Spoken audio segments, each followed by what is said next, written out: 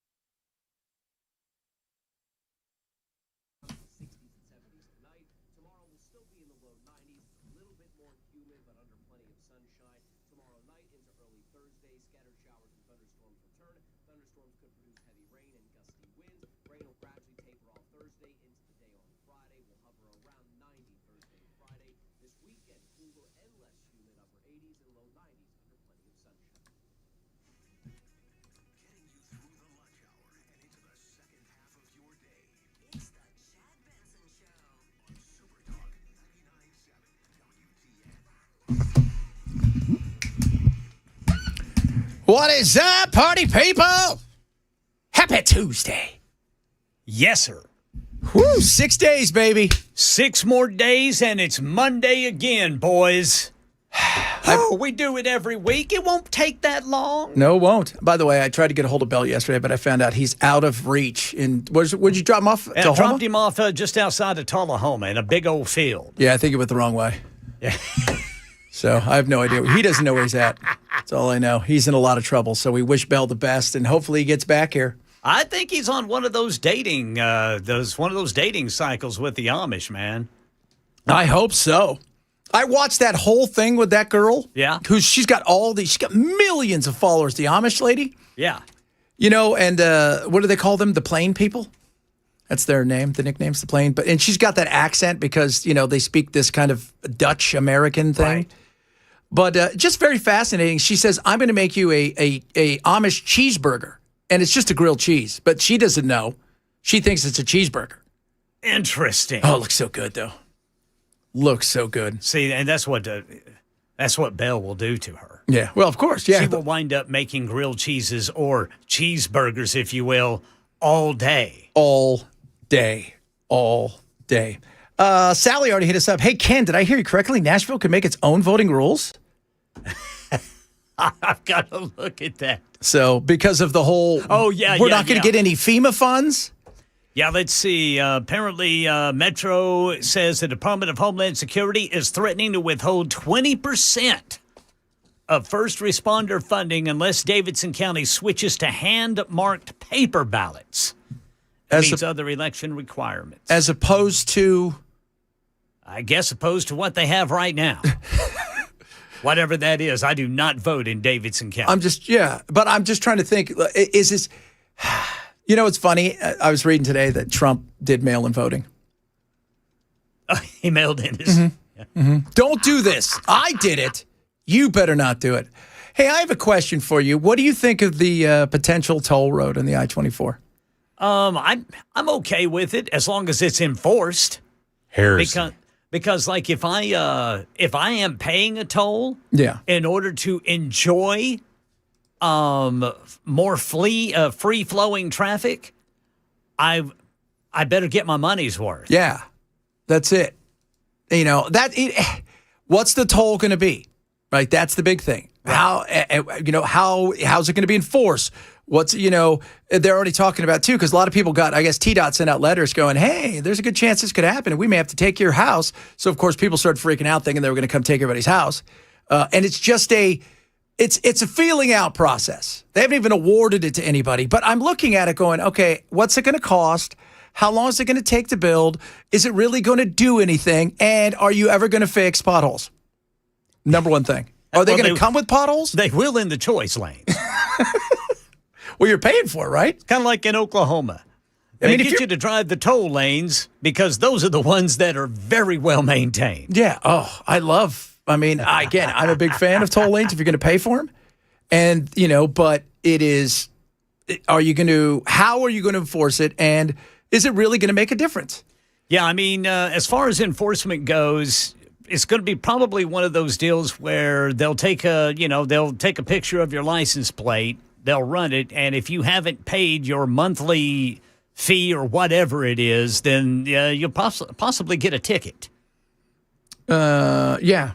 Well, it depends on where you are, in the country. Some of those, if you're in the HOV lane, it can be $250. If you do a toll, they only charge you the toll the first time, but then the numbers start to add up, and But I'm also like, what's it going to cost, and how long is it going to take? Right. It should expansion a little bit more. The way they make it look is like we could build up, we could go sideways, by the time I feel like they're going to even get this thing done, it's going to be, by then, years. Who knows what it'll be. Yeah. Maybe we'll have flying plane cars, which I don't want. I got to be honest with you.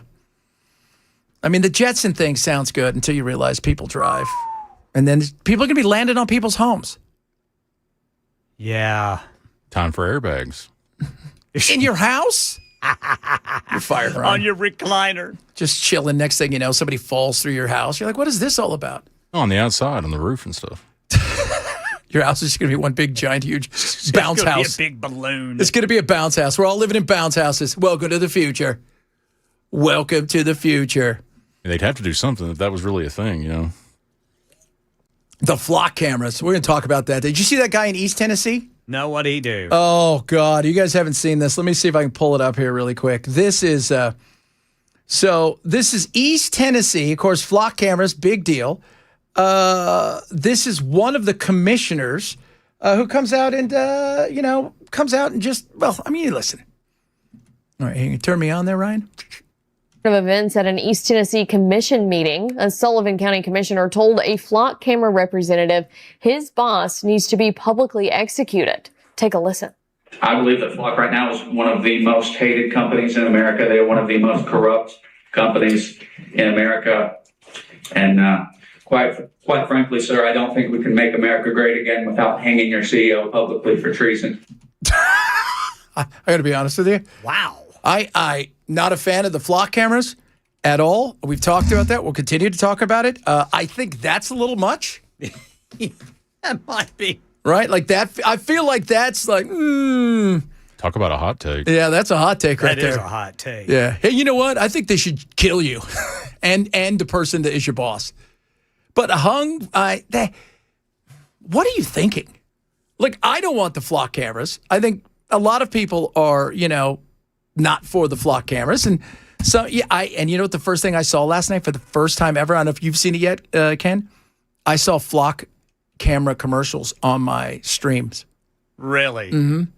Like supporting them? It's just chasing people down the street. Look, we got the baby. Somebody was stealing the baby, or we found an old person in the bushes. Look at that. We wouldn't have done it without Flock. Flock does this. That was the first time I've ever seen, Flock is this, and this. And it was weird. It was like out of nowhere. But look, there's no doubt. Look, the Flock thing, the jig is up. And people are, once again, it goes back to human beings. How it's meant to be isn't how it is. See, that's my whole issue with it. I mean, I love the fact that this is a tool, when used correctly, saves people's lives. So, yes. But then there's the other side of the coin where it can ruin innocent people's lives if in the wrong hands. And we don't have 100% guarantee that it stays out of the wrong people's hands. Yeah, because they're human beings. And what are you doing? That's Right. one of those flock cameras. It is. They're hearing us. But it's the intent of which it's being used. We can all talk about, like, the intent. We hope this thing works the right way. We want it to. It's a tool. The problem is, like anything, whether it's a gun, a car, or an actual hammer, how it is used is about the human being. And the human being can go out there and use it in the wrong way. And because humans aren't perfect, this is what you're going to get. And he came out last week, and he's now got a new set of rules. They're keeping stuff for 7 days. Now you have to have a special ticket to even access this stuff unless something really big is happening at that moment. But he still, here's the thing. He owns, or the company owns, the data. The county doesn't, the city doesn't, the state doesn't, the feds don't. He owns the data. And that's the issue. So, yeah, that thing's not going anywhere. Two things that the right and left seem to agree with: data centers, and flock cameras. Yep. And sometimes music. Sometimes music. And movies. I mean, I think a lot of Republicans and Democrats probably saw Spider-Man. I haven't seen that yet, but I can't wait. $100 million they say he's going to make off it, Tom Holland. That's way to go, Tom Holland. $100 million. I like that kid. Yeah, he's a good kid. Married to that big, pretty girl. Yeah. Zendaya. He calls her Marie because that's her middle name. And it's weird because it's like, hey, Marie, come here. And one of these days he'll call her mama.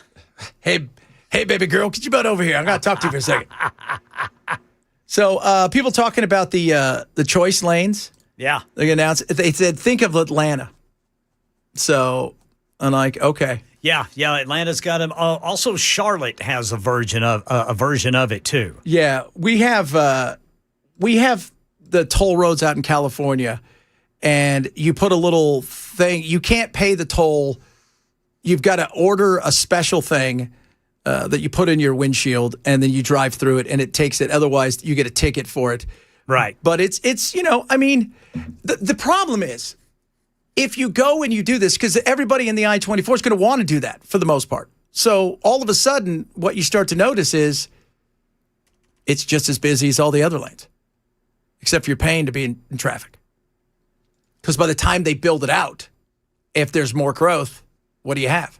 They better do 2 lanes. Better do 4, 6, 8, put them on top of each other. Yeah, in Oklahoma, what they do is they just send you a bill. Oh, So, they do? Yeah, you better. Yeah, so if you don't know it that you're on a toll lane, you will get a bill within a month, Oh, okay. and then a due date for that bill. What's it cost? I don't know. I mean, I usually end up paying around $20 whenever I go home. And so how many? And that's for maybe let's see, I-40. There's I-40 that turns into I-44 in Tulsa. I-44 is a toll road, as is this Muskogee Turnpike is a toll road. So both of those will cost me about $20 round trip. Yeah. And you can go 85 miles an hour on the Muskogee Turnpike. Isn't it kind of fun when you get on some of those? Because I remember the first time when you guys remember when the HOV lanes came in and they were like, hey, yeah, look at these great lanes now. And everybody drove as fast as they want. They're like, hey, we got two people in the car. We can go 1,000 miles an hour. Because apparently that's fine. But you can't. I love the idea of it. If, once again, if it's done correctly, how long is it going to take? What's the cost? What's going to be the headache? Because they're talking about already eminent domain and people are upset. I would be upset to a certain extent too. But, this is part of growing pains in a city and a state that is growing. The growing pains that are happening. So wait till Paramount moves out here because Hollywood wants to move out here. Really? Yeah. Well, you know why? Because you get away from, first of all, the expense, and secondly, a lot of the unions. Don't let them buy homes with cash, for heaven's sake. A lot of the unions, man. It's a lot of it. I mean, we've talked about the fact that, was it 1 versus 100? A television show that's on Fox is filmed in Ireland because it is cheaper to fly Americans to Ireland and film a television show than it is to do it in Los Angeles. Wow. Good God, man. A lot of good stuff, kids, today. It is Hot Take Tuesday. Good news or bad news, depending on how you want to look at it. Property taxes. We're number one. We're number one. In a bad way. We're number one. In a bad way. We'll talk about that. Tupac, man, they're going to have, it's an interesting trial. I watched a bit of it last night. That's going to be an interesting trial. We'll talk a bit about that. Bell, who's not here, will not do sports, but Ryan, who's here, will do sports. That means we're going to get some real sports. We're going to get some real sports. And remember, your hot take, no politics, lots of fun, pop culture, the whole 9 yards. Throw it at us. We want to hear from you. We'll do that straight ahead. Chad Ben Show, Super Talk 997.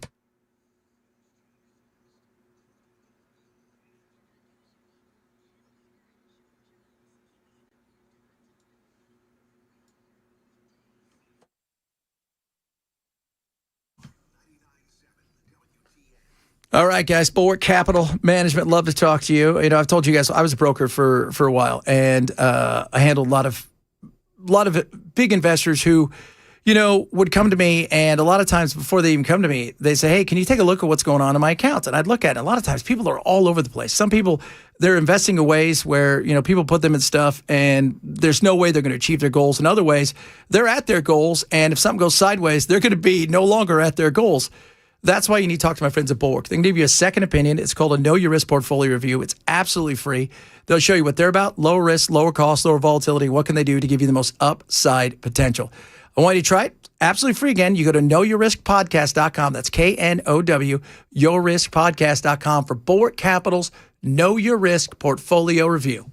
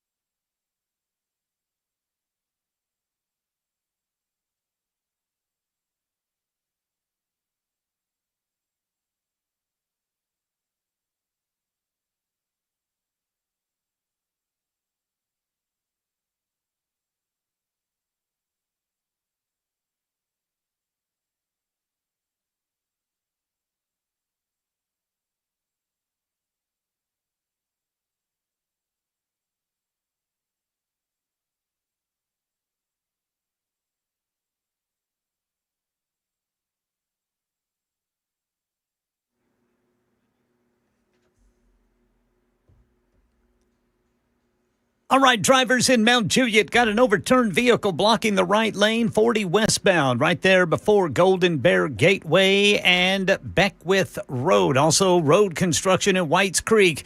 It's impacting both directions at 24 between Old Hickory Boulevard and New Hope Road. Metro Nashville filing a federal lawsuit challenging new election-related conditions attached to Homeland Security money. These stories and more coming up at 12:30 on Super Talk 99.7 WTN. Oh, ladies and gentlemen, boys and girls, somebody called me a douchebag earlier. Already, huh? Already. Because I said it was funny how Trump does. But by the way, Trump's done mail-in ballots long before he was even president. So if the thing is, well, he's president, he doesn't have to. He did it long before that. So I'm just letting you guys know that. That was one of the reasons why you're a douchebag. It's Tuesday. Tuesdays are fun, and the reason is simple. Hot take, hot take, hot take Tuesday. Hot freaking take. A little crackling of the bacon. We do hot takes here. We're going to let Ryan start this off. Ryan, don't screw it up for all of us. Get it, Brother Ryan. No pressure, huh? Nope. How long until these flock cameras quit being passive and start being proactive? How long until they give them weapons, something to disable tires, or maybe like a little EMP or something not to kill, but they want that car bad enough, they got it. So you think they're going to have weapons? But I think it's inevitable. Like weapons to like EMPs to do something to your car? Yeah. I mean, think about it. You start off with something like a projectile. It's simple. It's easy to implement. And then you move on to something more effective. If you shoot out the tires, they can still go. But if you can zap the computer, they're gone. Interesting. That's interesting take there, Brother Ryan. Brian goes straight. Ryan goes, hey, you know what would be great? Let me do this one, Chad. What do you think about if there's monsters that come down for the cameras? It's like, yeah, that is a hot take. I don't think that's going to happen. But, let's just see how long these things last anyways at the rate they're going. Because I got a guy yesterday. Oh, my God. Let me see if I can find it. This guy is, where is he? He was the funniest thing. If I could find my flock guy. He's just walking down the street with his flock camera. And he's walking, and some lady's like, what are you doing? He's all, I'm doing this for America, ma'am. I'm taking this out. And he looks at the camera and goes, my name's Johnny Balls. Johnny Balls. You're like, nice. That's good right there. I'm doing this for America. That's for America. What you got for us, Ken? If you leave any time on the microwave, I mean any time, 2 seconds, you're legally obligated to clear it. Oh. I don't know what it is, but for some reason, when I go to the microwave and I see there's time left on it, it bothers me. I think it's OCD. It's some sort of disorder that I have. It is it's like people who can leave their, like if there's a power outage, they'll leave their little clock blinking at 12. Yeah. And also, or people that allow the smoke detector to beep. You just get used to it. Or if you're old-fashioned like we are, you don't refill the ice trays. Oh. How crazy did that drive you or your family when you'd go in, there'd be one cube left or no cubes? Why did you put it back? Because you knew you were guilty. Because you knew you were guilty. That's a hot take on a cold subject. Oh, baby, that is. My hot take is this. How many times do I have to unsubscribe for you before you stop charging me? Never. I unsubscribed from something 3 weeks ago. And, of course, they ask you 19,000 times. Yeah, confirm. Are you sure you want to do this? Confirm it. And they move the confirm from one side to the other. Yes. Right? So, because they're trying to catch you out. And I went all the way through, even got my email confirming. Got charged again. And it said, if you'd like to cancel. And I sent it. I had to send everything. Now I have to take time to send stuff to their people and to call them because you charged me, even though you told me you weren't going to charge me because I dropped your service. And by dropping your service, I don't even have access. Even though I paid for the month, I didn't even have access to the rest of the month. Yet you charged me again. Sir, you weren't very convincing. Yes. Why not just get a new card? Why do I have to go and get a new bank account to get rid of all? That's what you have to do almost. If you want to get rid of all your subscriptions, you almost have to go get a new bank account. Circumvention is the power of least resistance. Yeah. I mean, it's just so frustrating. Yeah, I think there's one thing that maybe Congress did accomplish. It seems like Congress passed a bill that deals with getting rid of your subscriptions. I've got to look that up. Yeah, but it's supposed to make it like just yes or no. Do you want to end your subscription? Yes. It's what should be done. Yes. I would like to end my subscription. I don't need you to go through 95 times. Are you sure you want to delete this? Right. Are you positive? Are you 100% positive? Do you swear on your grandmother's grave that this is something you would like to do? Are you 100% positive? What if I was to tell you if you did this, I'll give you 90% off right now? Are you sure? I'm done. I don't need all of that. If I want you, I'll stay with you. And I bet many of you listening, and like I did the Rocket Mortgage thing because they were a client. I tried it, I was like, oh, cool, I'll try it. Every time they'd say, hey, I go, these are 8 subscriptions. You don't, some of them you don't need. Okay, cool. And then you go and they say, all we have to do is just, you can click here and it'll get rid of them. And you do that and they would say, sorry, we can't do that for you. I'm like, never mind. God, it's so annoying. I was so perturbed. It cost me like $60 the other day.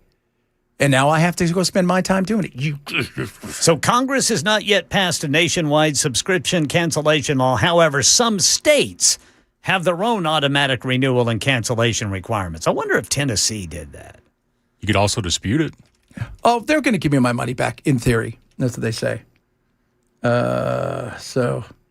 Somebody, at Chad Benson, Microsoft does that with Minecraft Realms. Yeah, I'm sure they do. Anybody who can, does. Oh, it's so infuriating. I wonder if Tennessee did. By the way, are we falling forward or going backwards? Is that still going on? What's the deal? Yeah, I think that's still going on. Are we going to do what we've normally done? I think that comes in October. Because I know Canada, I think, is sticking to one now. Because I was watching something yesterday where the hockey teams were talking about the first 15 games are the normal times, but then there's a new schedule coming because they're keeping daylight savings time in British Columbia. So I thought, oh, that's weird. I thought time zones were locally controlled. No. Well, they're locally controlled as far as the federal government wants. You still have to go through rigor mortis to do it. So we'll see what happens. Coming up, property taxes. I don't know if you guys are aware of this. Many of you might have gotten a bill or two. We are doing well and bad, if that makes sense. Chad Benson Show, Super Talk 99.7.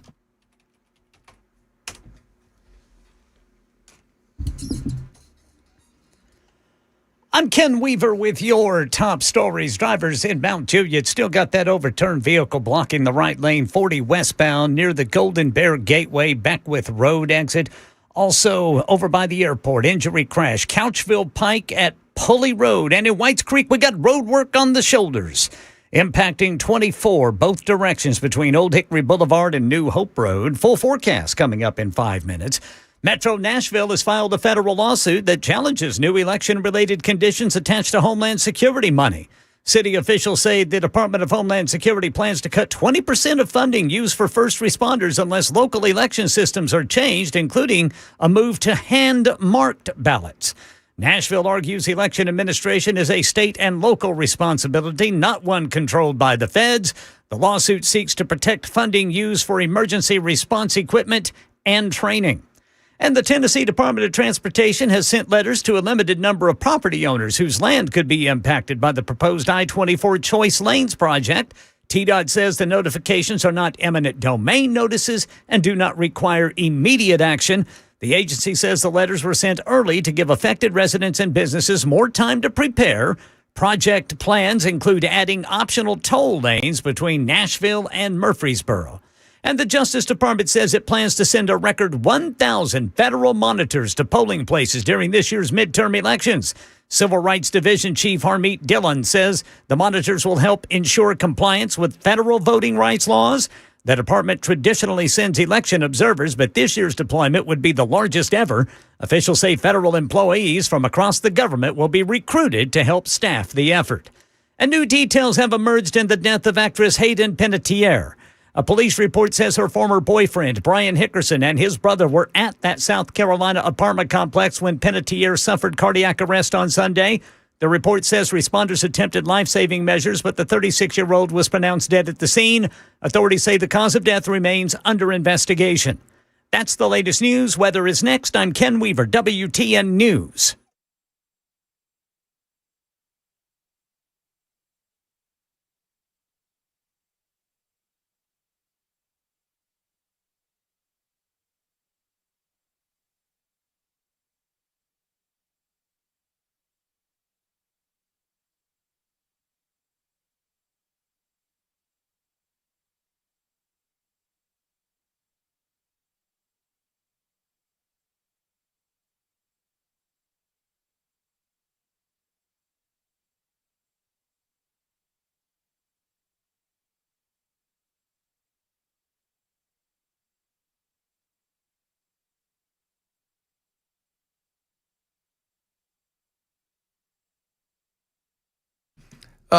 Beacon Capital Management, like a lot of people right now, they're out there listening, watching what's going on in the market, worried about their income, worried about their retirement.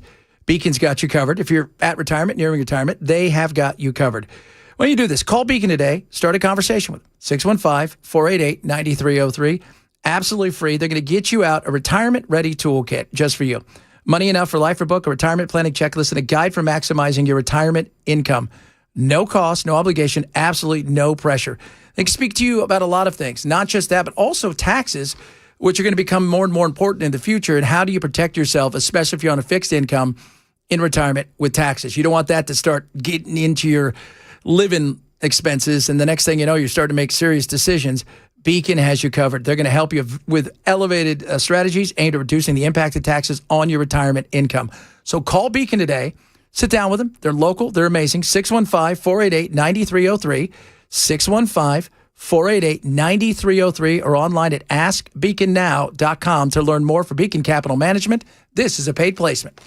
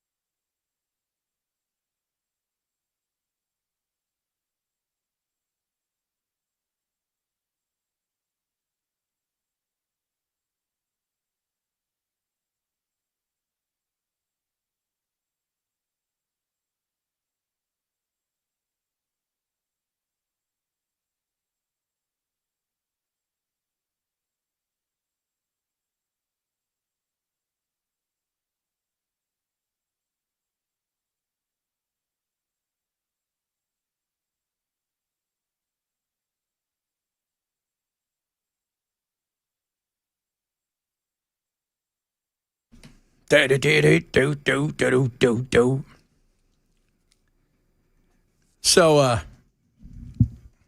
we're talking about daylight saving times. States can opt out of daylight saving times, but only in one direction. So states cannot currently choose permanent daylight savings time on its own. Federal law would have to make that change to be permanent. So that's interesting. So we can only go in one direction at this point in time. Like the band, One Direction. It doesn't make any sense. What do you mean? Like they can spring forward but not back? No, I think back is where you would stay. You'd have to get approval from the feds. Yeah, you would stay on daylight savings. You'd stay on daylight savings. So if you wanted to go, but here's the thing, though. It's like, do we want to have all? Could you imagine if they let everybody do their own thing? All of us, every state, like Georgia, be different, Alabama be different, we'd be different. All these places would be. You're gonna have some uniformity, you would think. So we'll see. I just was curious because I was sitting there watching something last night about the NHL season, and they were talking about how the first few games are normal. Then after that, the times have changed, so it's going to be different for because I guess British Columbia is going to just stay on the current time they're at now, which is it's the dumbest thing in the world. It's like, do we want our kids to go to school in the dark, or do you want them to come home in the dark? Those are your choices. One way or another, there's a good chance they're going to see some dark. I just want a choice lane that gets me home in 10 minutes. Yeah. How long do you think? Here's the other thing, right? Let's say they do the choice lane. How long do you think that thing's going to take to build? Because that I-24 is already a hot mess. Well, let's look it up. I mean, let's just say they said, yeah, we're going for it. How far does it go? That's the other side of it. Well, it's going to go from 840 to downtown Nashville. It is what they're proposing is 840 in Murfreesboro to downtown. Let's see. How far will the... So, I'm just trying to think. Well, that's what they say. And then the cost, that's always a big thing. Because if you go look around the country, what costs and what is paid for itself. My buddy who's listening out there in California, he sent me something. Say, remember, he goes, in 2023, California was supposed to have paid off their toll roads. Now they had to refinance it, and they won't pay it off till 2053. That brings up another point. I thought Tennessee was like one of the best financially sound states out there. Why do we need to do this? It's financially sound. I mean, it's the revenue is good. We need to do this because it's expanding. You can't invite, like Paramount's thinking about coming here, Warner, all these companies are thinking about coming here. You've got Starbucks. You're going to have an expansion of people. You want your state to have that because you want the revenue, you want the expansion of people at the same, because you want to grow. Because here's the other thing, especially if you're not growing with children, you want to grow with people. Either way, you want to make your state a living state. So the choice lane will run 26 miles between I-40 just south of downtown to 840 near Murfreesboro. And let's see, 2 new choice lanes in each direction will be built.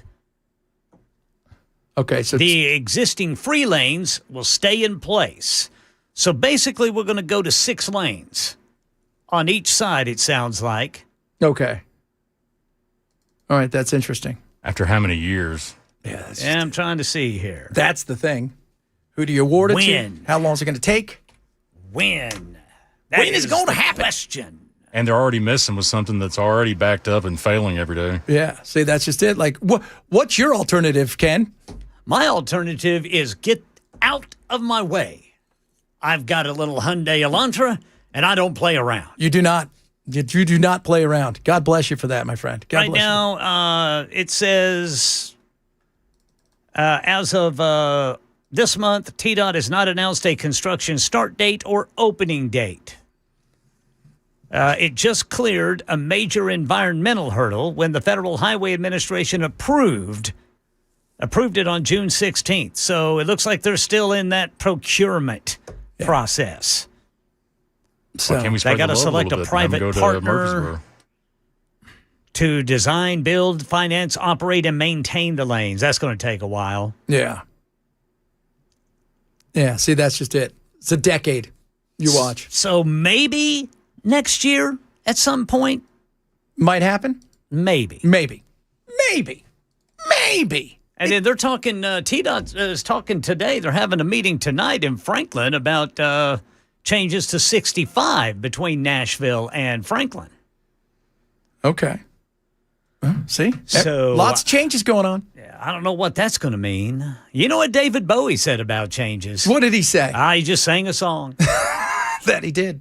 Speaking of changes. Tennessee is known as a low-tax state. That said, the Beacon Center of Tennessee says that property taxes are up on an average more than 75% over the last 6 years, the largest increase in the country. Oh, we're number one. You guys excited for that? That makes me feel great. Is everybody stoked? You guys excited for number one? You talk about revamping your stove. There's nobody revamping the stove more than the tax man. Now the group wants Tennessee to join 46 other states with some form of property tax cap. In Growing Nashville tonight, Fox 17 News' Mala Nolan is looking into what this could mean for taxpayers and very fast-growing communities. You know, and Mount Juliet is a great example of this. Its city property tax was just 11 cents 2 years ago. That is for every $100 that has been assessed. Today, it is 28 cents. That is a 155% increase in the rate. So the question is, should there be a limit on how quickly that can happen? That feels like it's rather quick. See, I think for people, and Ken, you speak to this because being a homeowner and whatnot, we need to have taxes somewhere as much as we don't want them because we all want stuff. You got to have it for something. Public safety needs to be public funded. safety. We'd like the roads to be done. I don't know, throwing stuff out there. Infrastructure, that'd be great. Yeah, little things like that. It's the surprise, I think, for a lot of people of it's almost like it was done under darkness. Something shows up in your mail. Now you got to pay this out of nowhere. It's that hospital bill surprise. And this weird kind of, well, how did you arrive at this number? Yeah, and you've just got to take it. Yes, that's the thing. That's what we came up with. Yeah. We talked to one guy, drove by your house the other day, didn't look in at anything. And there's a guy down the street about 6 blocks who sold his house for a lot. So we figured we're going to take his average and we'll just roll it in with yours. Due to circumstances beyond your control, sir, houses in your neighborhood are selling for about $100,000 above what they're really worth. Yeah. And by the way, good luck trying to get a second on that, too, for that same thing. But Wait a minute, you guys are charging me this for taxes. Yeah, that's not going to work. Mistakes have been made, and unfortunately, taxpayers wind up having to pay the price. That's former Mount Juliet City Commissioner Ray Justice, who now works in commercial real estate, reacting to what's happened in the city. His concern comes as the Beacon Center points to a much bigger trend. The think tank says Tennessee property taxes have increased more than 75% in 6 years, the largest increase in the country. And while 46 states have some form of property tax limitation, Beacon says Tennessee is one of just 4 that does not. The group wants that to change. I do believe there needs to be a cap in place. Where it is, I don't know. Mount Juliet shows why that conversation is happening. The city's rate sat at 11 cents for years. Last year, it jumped to 29. After this year's reappraisal, commissioners set it at 28. For Mount Juliet resident Stephen Heckendorf, who spoke during the commissioners' meeting, that's money out of his pocket. Yeah. A surprised money out of your pocket. Are you not thrilled, sir? Are you not entertained? Are you? And people, most people, we all want some transparency. I think that's what everybody's asking for. Transparency. Well, I think the state is going to step in this year. Speaker of the Tennessee House, Cameron Sexton, told Matt Murphy that they're getting close on a bill to cap property taxes. Yeah. And then to limit unrealized gains. Yes. Where they come in and say, oh, well, your neighbor's house is selling for this, so. Well, I'm not selling my house. Right. So Exactly. I don't care if they sold it for $1 billion. I'm not getting $1 billion for my house and I'm not selling it. They need to do something like they've done in several other states. You cap it at a percentage that you buy it at because that's it, right? Now, if you sell it if you bought your house for $250 and you sell it for $1 million, you're going to get the taxes out of the $750,000. Right. There's the gains that you're. But until then, that's what you should pay for whatever it is. It shouldn't be this hard. And the surprise, nobody likes the surprise because many people, especially people on fixed incomes and stuff, some people are just getting in their house. It comes out of nowhere. And people are frustrated. And like you said, there is no recourse almost. You can call up and you can complain and you could go, I want to go to arbitration. They may do that. But even then, I mean, it's the surprise and it's the jump that people are going, well, how did it go from the 11 cents, right, per 100 to 28 in 2 years? How did that happen? That's just the way it goes. Yeah. Well, the guy we hired, he said, whew, that guy's good. I'll tell you that right now. He said, and he was down the street and he saw something. He's like, that right there is expensive. So is your house, sir. And it just needs more transparency. Taxes sucks. None of us want to pay taxes. I think we all understand that, but we have to. And it's like we want to get rid of this tax, but then we want to go over here. Well, let's get rid of the grocery tax. And at what point we have no taxes? Well, then you look around and you go, okay, we have no taxes, but nobody's volunteering to be a fireman or a cop. So where's the balance? But at the same time, the balance where government doesn't look at you as their ATM machine, which is in many cases, that's what happens.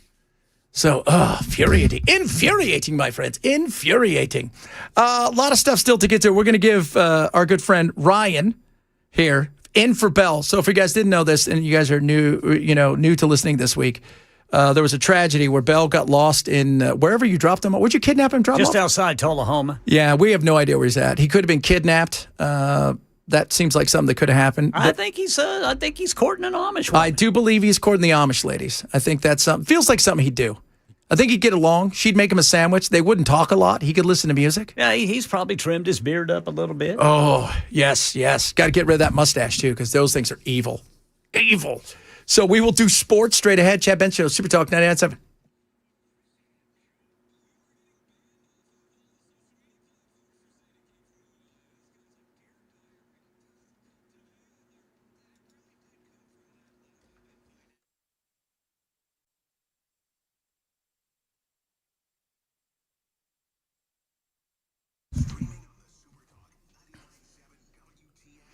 Relief Factor is awesome. I take it every single day. It actually addresses the issue of inflammation, which is the number one driver for most people for aches and pains in your body. It's inflammation.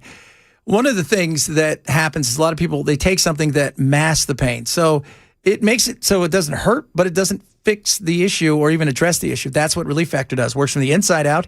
You can take it every single day. It's naturally formulated, omega-3s and cusamine and ikarin and all this stuff. And it's third-party tested, which I love for purity and potency. It works, and I take it all the time. So worked out hardcore this weekend, 2 hours, big time. Felt great. Going to go work out again today for another couple hours, and I know I'm going to feel fine thanks to Relief Factor. Try it for yourself.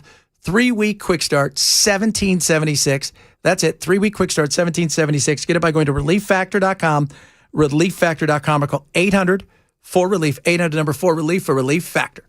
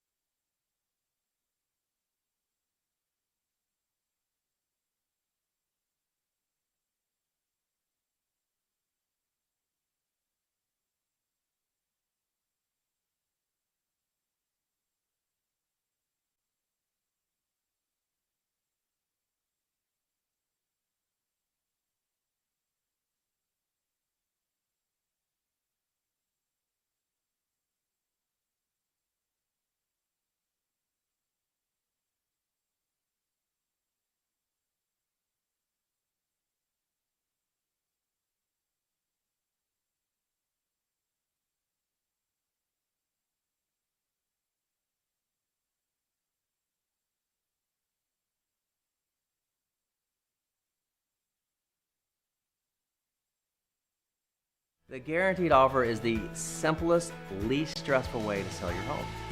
You go to our website, you fill out a quick form, we set an appointment, we bring you an all-cash offer. Literally, there's no lockbox on the front of your house, there's no showings, we pay all cash, we close in as little as 21 days. Nashville taking the federal government to court over what it calls an unlawful attempt to influence local elections. That story and more coming up at 1 on Super Talk 99.7 WTN. Oh, ladies and gentlemen, boys and girls, friends of all ages. Normally we'd have Bell do this, but he is not here. But somebody is. Now it's time for Sports with Bell. When you need to know sports information, you turn to the guy who calls basketball shooty hoops. Let's talk some sports with Bell. Ryan's going to give us a real sports report rather than ask a question. No, he's probably just going to ask a question. What do you got? Did you hear about Rasmussen? Yeah. So, I'm helping Ryan with sports. ESPN's co-founder died today. Oh, 93. Yeah, Bill Rasmussen. Think about that back in the day. Was it 79 when they launched it? A bunch of dudes sitting around going, hey, I got a great idea for sports. Freaking loved it whenever it first came out, man. Oh, yeah. That's where I first saw Australian rules football. Oh, God, it was awesome, right? Because they did. Think about, we have sports now, like, it's everywhere. You can watch anything. Oh, yeah. 24/7, you can watch it. There's something for everybody, the streaming, all the craziness. Back then, they were looking for anything. So they threw everything on.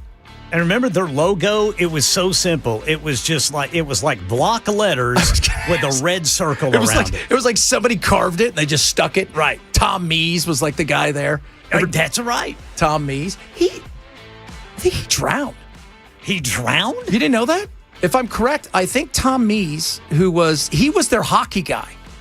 Tom didn't know how to swim, and I think a kid fell in a pool, and he jumped in and it saved the kid, but I think he ended up, something like that. I think he ended up drowning. Son of a biscuit eater. Man, that is not good. Yes, Tom Mees, one of ESPN's original Sports Center anchors, died by drowning August 14th, 1996, at age 46 in Southington, Connecticut. Wow. Those old days, though. And you remember how big, for a while, like, take, Oberman out of his wacky politics, but there was a time when, like, you go watch ESPN and you watch SportsCenter because it was the thing to watch. It was funny, it was crazy, and holding that position, being one of the anchors was like going on Johnny Carson if you're a comedian. So it was, God. But think about those guys sitting around going, all right, we'll get a satellite dish. We'll get every sport in the world we could possibly find. We'll throw anything on here. And we'll go from there. I mean, that's probably how hockey was introduced to a large part of the country. Yes. That didn't want anything to do with it. Or just didn't, in the South. Yeah. Well, hockey, I mean, the big thing that happened to hockey is 1988, Wayne Gretzky traded to the Kings. Oh, my God, he's in Los Angeles. He's in America. Greatest player. And then they pick it up on all of ESPN, and everybody picks it up, and it explodes.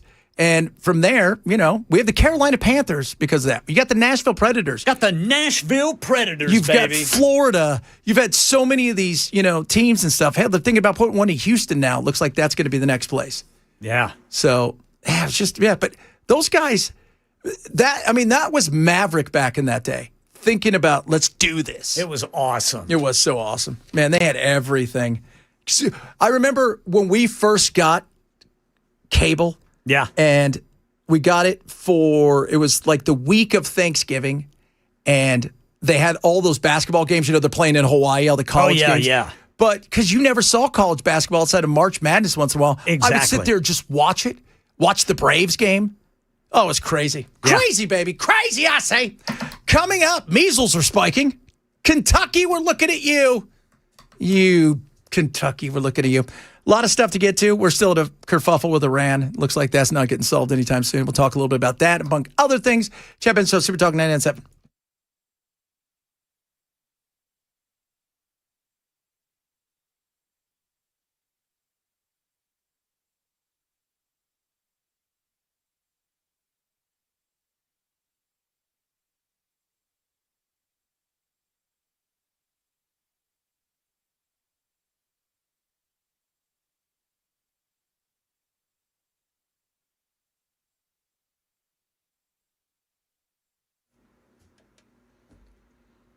1 o'clock on the dot. I'm Ken Weaver with your top stories. Got the full forecast coming up in 5 minutes. Nashville's taking the federal government to court over what it calls an unlawful attempt to influence local elections.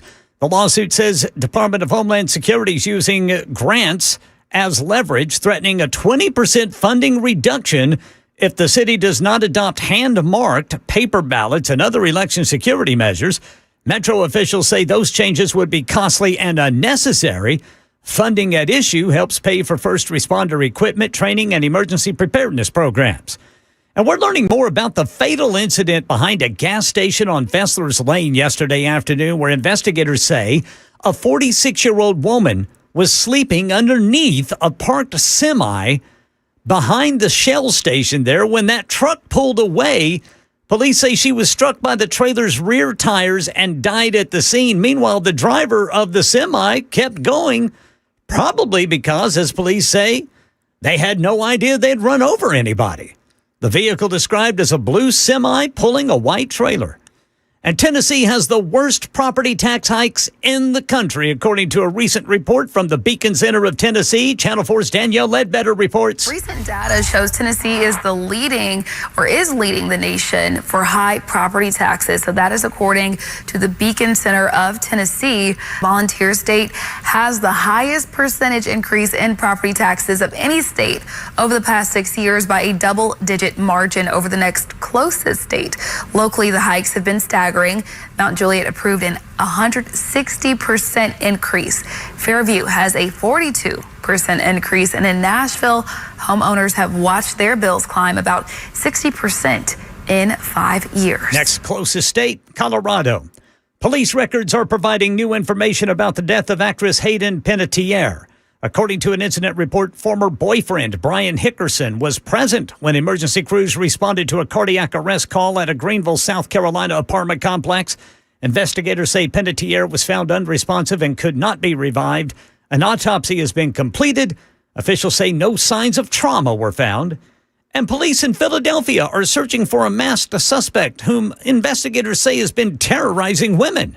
ABC's Chad Pradelli is in Philly with the latest. The masked man chasing a victim outside of City Hall Wednesday just after 5 a.m. The woman was jogging when the man approached. It's pretty disturbing. Kate Egan says the same man terrorized one of her coworkers at La Colombe that morning. A security guard at the coffee shop intervened. It's really unsettling just trying to get to work and having a kid like this running around actively terrorizing women. Investigators say at one point he simulated that he may have a weapon.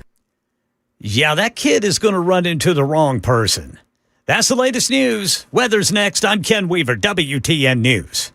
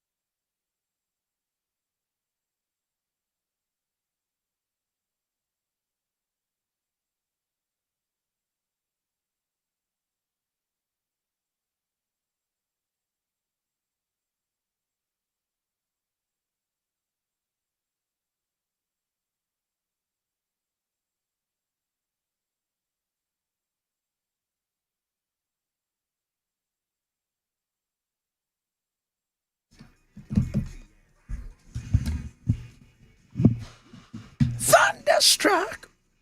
Remember Friday? Oh, this week, we're going to try to get 6 or 7 of your questions because we're going to have Jerry Green in on Sunday. She's going to come spend an hour with us. I'm actually, hopefully, Bell's back in time from wherever Ken pushed him off into Homa. Then he said, keep going east, west, south, and north, up and down. Maybe we see him again, maybe we don't. He's probably in the middle of a nap as we speak. God bless him. But Jerry Green's going to come in here, and we need that. I want to talk to everybody. We're going to get the independent in here as well, and we'll reach out one more time. I mean, not that, let's be real. She's not going to go on anybody's show. She doesn't really want to, unless it's going to be handpicked questions that'll probably not be too hard. And we're going to have a conversation. Doesn't matter who it is. Because a lot of you go, oh, you're going to be so nice to Jerry because you're just a raging liberal. No. We're going to have a conversation. Find out what she's about. What are you about? I know there's some things I'll disagree with her about. But it's not about a screaming match. Because that doesn't solve anything. It doesn't. So we want to know. We're going to press her on a few things. But it's not going to be, just like, like some of you are like, he was so mean to Monty. I'm like, he's not mean to Monty. Anything but. And it'll be, I'm curious to see how she, because a lot of you chimed in yesterday saying, I'll never vote for Marsha. Although I found it interesting. She wants to, assuming she's going to be it, because I think she assumes that this is hers without worry. She's not going to resign her Senate until she's sworn in. So she can pick her successor. That's interesting. I'm trying to think. And it's not, she goes to 2030. Is that when she goes? So she's got time. So this is not something like what you're seeing in South Carolina with Darlene Graham. There's a decent amount of time left. And I don't know who it's going to be. I'm going to assume, you keep Burchett because you don't want to lose a House vote right now. But he wants it. Or do you go, no? Maybe that's another reason that she holds on. So because Burchett would then be able to do it, and then, they could have that 6-week runoff, which is what I think they have to have if we were going over it. So this will be interesting. Like I say, I'm interested in talking to her because I know a lot of people, it's so funny the amount of the frustrations people. Why would you talk to her? I got a lot of that the other day. Why would you talk to her? I'm like, why wouldn't I talk to her? I'll talk to everybody. We had ditching. We did. And that's what we should do. We should all want to talk to people. We're so divided in this country. If it wasn't for flock cameras and data centers, and as Ken says, music, we'd be in a lot of trouble. Now we got One Hit Wonder tomorrow as well, which I'll probably win. Bell's not here, so definitely have a chance of winning that. I don't have mine yet, but I'm going to get it. Yeah. By the way, Brother Scott Sapicki texted me and said, let's see here. Come back here. He said it would only be a 2-year appointment. Oh, it's only a 2-year appointment? Yeah. That's not for nothing. So, that's not that's not short term. You'd have a decent amount of time and a run up there. And so it's important, but it's weird that she wants to pick her own, but she wants to have a say in it, which normally you don't get. So, I still think it's going to be Burchett. I still do. I think he wants it too. That's the other thing. At least he's honest about wanting it. A lot of other people are like, well, no, I don't know if I want. No, he wants it. Let him have it. Could Lee possibly pick a successor and short circuit her? No. She's got to resign. So it doesn't, she has to resign her position. And then she said she's not going to do it by the sounds of it until she's sworn in. And then she'll be able to pick. And I think she's going to go with Burchett. And, there you go. And look, being in the Senate is, not only there's only 100 of you, it's more powerful. You're also not at the whims of Congress is one of those things where hair's on fire, lots of people screaming and yelling, and you can be swayed by the emotions, especially now with Twitter and all this kind of stuff, in a much different way. Where the Senate, you don't have to worry about it. Got some time. Don't have to worry about being blown out, if you will, because you are there for 6 years. So this will be, I do think, though, I think it'll be Burchett. I think it's definitely going to be Burchett. And I think then they'll get behind maybe Glenn Jacobs because he's so close with her. And, we'll see how that plays itself out. Who would be Burchett's? Well, Glenn Jacobs would be, because remember, what is it, 6 weeks, I think it is? It is 6 weeks. So once there is an announcement, so let's just say Burchett goes, all right, we picked, Tim Burchett, and dadgummit, he's all excited, and he goes. Then there is a announcement of X amount of time that they have before they have to have a runoff. And, and go from there. A general, so they'll have to do that, figure out who's going to primary and then go from there. And then a quick general election kind of thing. So I would assume that would be Glenn that everybody would get behind. They probably have a plan in place. And this is if she wins, which I think we all expect her to win. Hence the reason why she's not doing any interviews. So I would find it hard, though, that she would pass over Burchett. I would think that'd be tough. Like if it was an immediate situation where she had to pick somebody and step away, maybe then because of the fact that they don't have a big majority in the House, I can see that. What about Rose? Nah. You helped her out with that money problem. No, I don't think so. I think the two that they've got are right there. But you never know. I mean, stranger things have happened, people. Stranger things have happened. Everybody's like, Glenn Jacobs has been promised the Senate seat. So, I don't know about that. I don't know if you, I mean, maybe they're going to make them fight for it. Well, then it's going to be Glenn Jacobs. Well, at least he'll put the choke slam on him. Dadgummit, he had a chance. And by the way, Glenn said that if he was going to fight with him, he'd have to send his alter ego, Kane. So, I mean, that's all I'm hearing. That's what I'm hearing. That's what I'm hearing, folks. It's going to be great. It's going to be fantastic. I want to pick. By the way, for those of you guys not keeping score, we're still in the middle of a kerfuffle with Iran. And a little while ago, we were told that we were not negotiating anymore. And neither was Iran. Iran's new strategy is they're going to ramp it up. That's what I'm hearing. They're going to push it, they're going to ramp it up, and they're going to start doing stuff. Because they want to push oil prices up. They want to make... Everybody's like, well, they're in collapse. They've been eternally in collapsed, right? I mean, it's like if you're 400 pounds and you eat a hot dog, even though you probably shouldn't have, does it really matter at that point in time? It's the same thing. They're a hot mess already. But their thing is they're looking squarely at the midterms. And if they can make this even more of a nightmare, if they can push oil prices up, if they can make inflation bigger for all of us and us feel it, because we don't like that. We don't. Ken, when's the last time you got gas? Monday morning. How was that? It was $3.69. Ooh.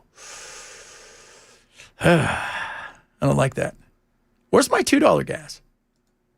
That's what I want. That's back during the first Trump term. All right.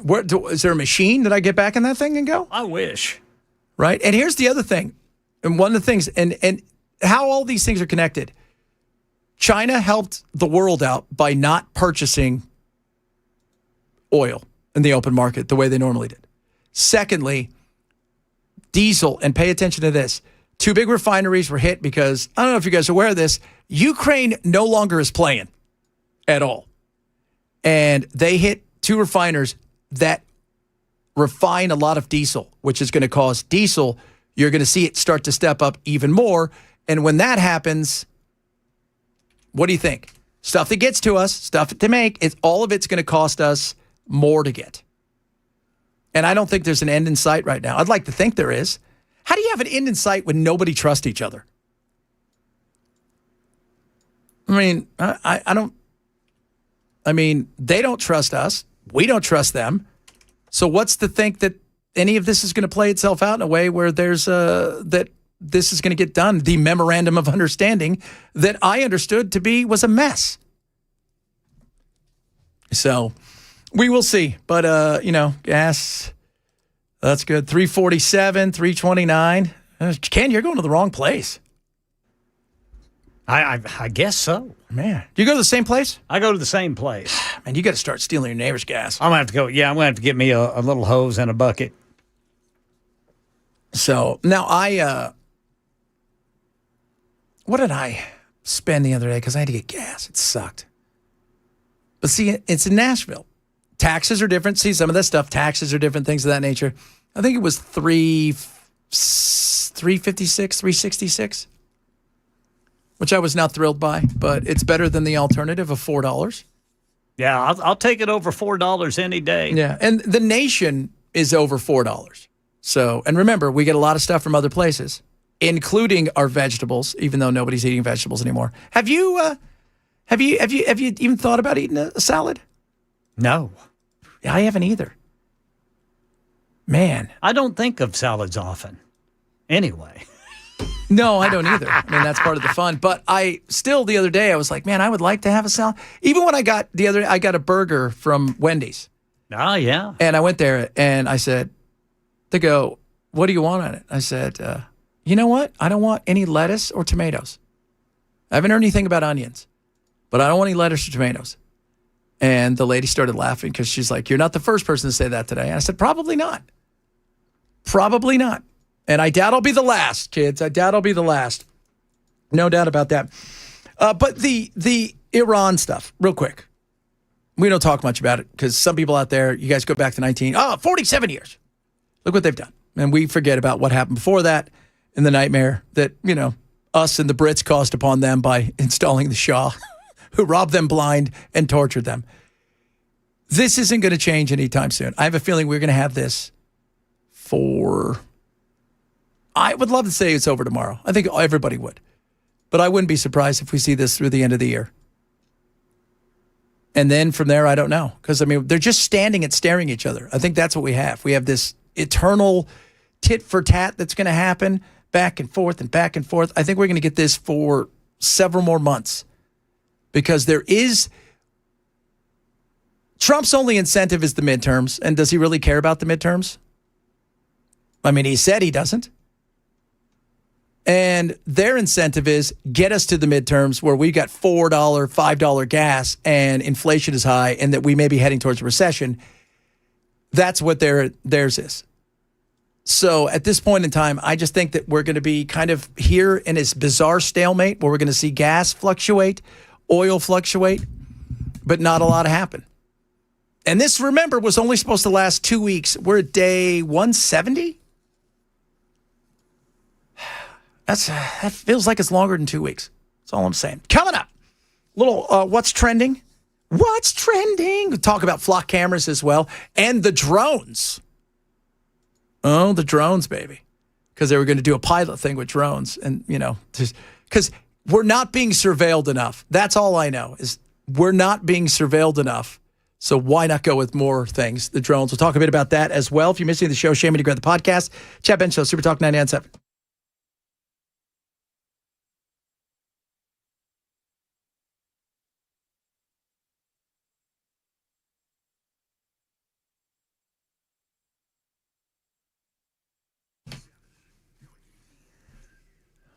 Bulwark Capital is awesome.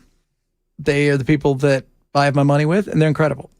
And their whole thing is risk management, lower risk, lower cost, lower volatility. What can they do to help grow your investments and your retirements? They have a different way they look at fundamentals compared to a lot of other people, and they're up over 78% from January of last year till now, and they're up, I think, over 14% over the market this year. They just look at things in a much different way. And a lot of it is the fact that they look at things globally. right? Is the U.S. market saturated to the point where it's a balloon ready to pop? Not that you shouldn't own some of those things, but maybe look elsewhere for certain things. Look for value.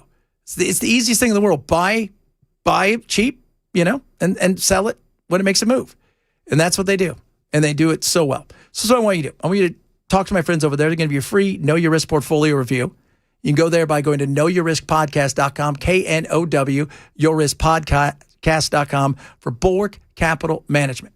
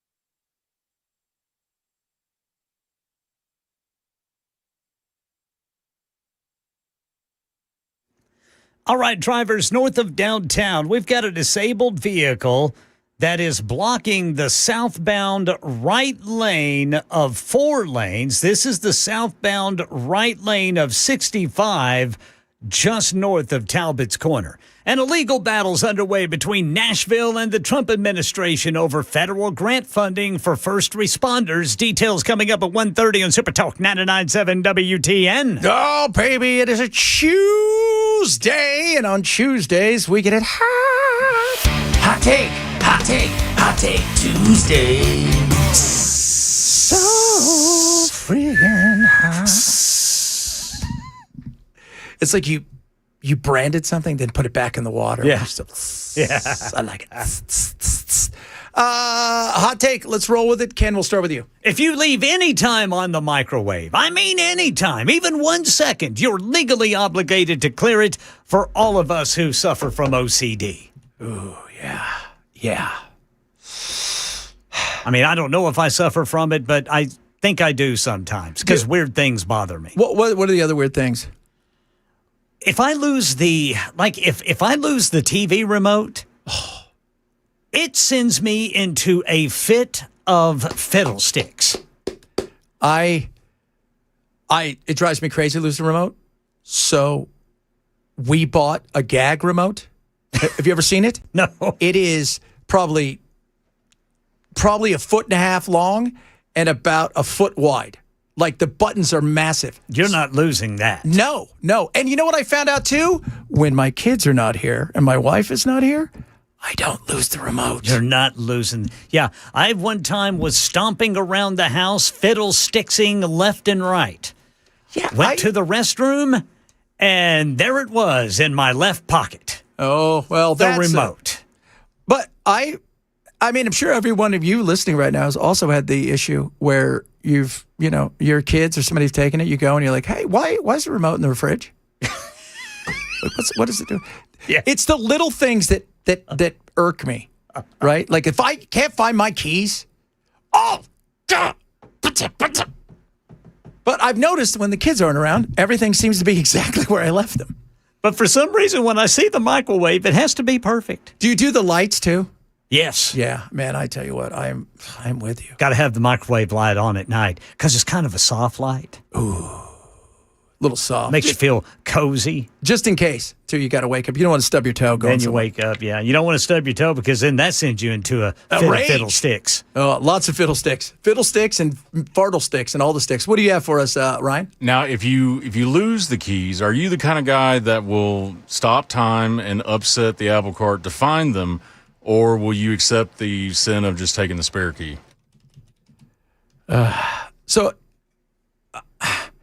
I will look for the keys everywhere. I am a stickler. I've always been weird in that way. I like stuff neat and tidy. I do have OCD. It is my brother's got it bad. But I'm also the same way. Like I can't have my food touch unless it's an okay food that can touch. Right. It's got to. And even if I'm going to dip it in ketchup, if the hamburger gets ketchup on it because it kind of goes over, that bugs me. Yeah. It's like something's out of place. My OCD, it's an interesting thing, but I mean, I don't have it severely. I worked with a girl whose brother, he had to walk around his car 3 times before he could open the door. Do you remember the basketball player Mahmoud Abdul-Rauf? Vaguely. He caused the controversy because he, way back during the first Iraq War, didn't stand for the anthem. Of course, that caused controversy. He had OCD so bad, he couldn't leave the court unless he made 100 free throws in a row. Now that's bad, man. Like one of those kind of and he had to tie his shoes 52 times on this one, 47, like that kind of thing. Yeah. Flick the light 19 times. Ooh, that's a tough one. Mine is, for those of you out there, maybe you guys have been through this. For all the companies out there, if I subscribe to something and then I say to self, I don't want to subscribe to you anymore. I would like to no longer subscribe. And I go through the 14 different times that you ask me, are you sure you want to do this? Confirm. Are you positive? Is Submit this read you? this scan. Yeah. Click each picture that has a ladder in it. I thought that's so funny. Which one of these is a clown? Yeah. Have you ever seen a dinosaur? Go to your thing. There's a 7-digit code. Oh, did you capitalize? If I go through all that and you still charge me, we're going to have words. And you know who you are out there who's just done this to me last week. Mm-hmm.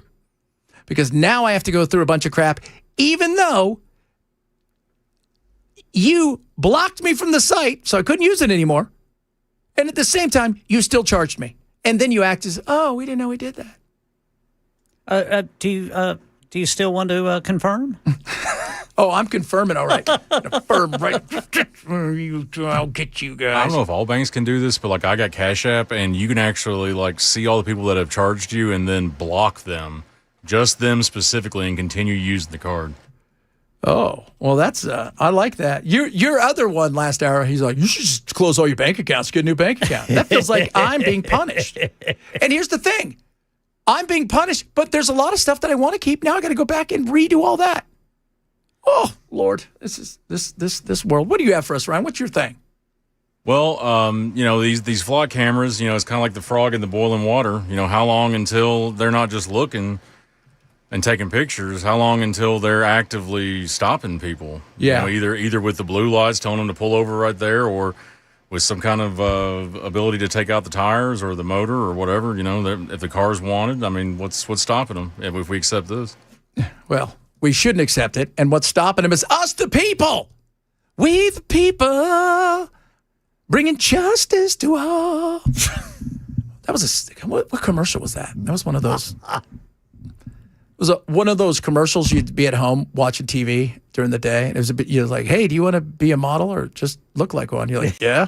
I want to go to Barbizon. Do you remember Barbizon?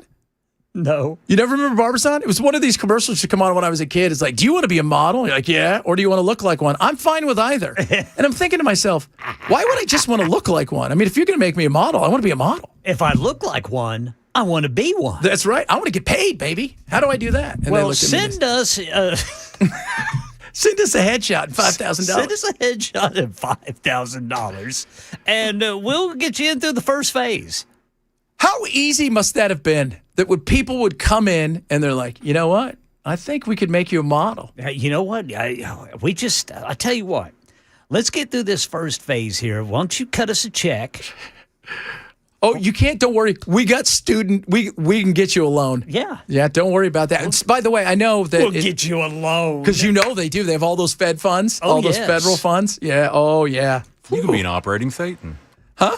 I said you can be an operating Thetan. Yeah, you can be anything. Oh, but the Barbizon was fantastic. Some of you listening out there are going to go, oh, my God, I remember Barbizon. That was like Debbie Dutes in the trucking school. Hey, would you like to drive an 18-wheeler in 18 hours? You're like, yeah.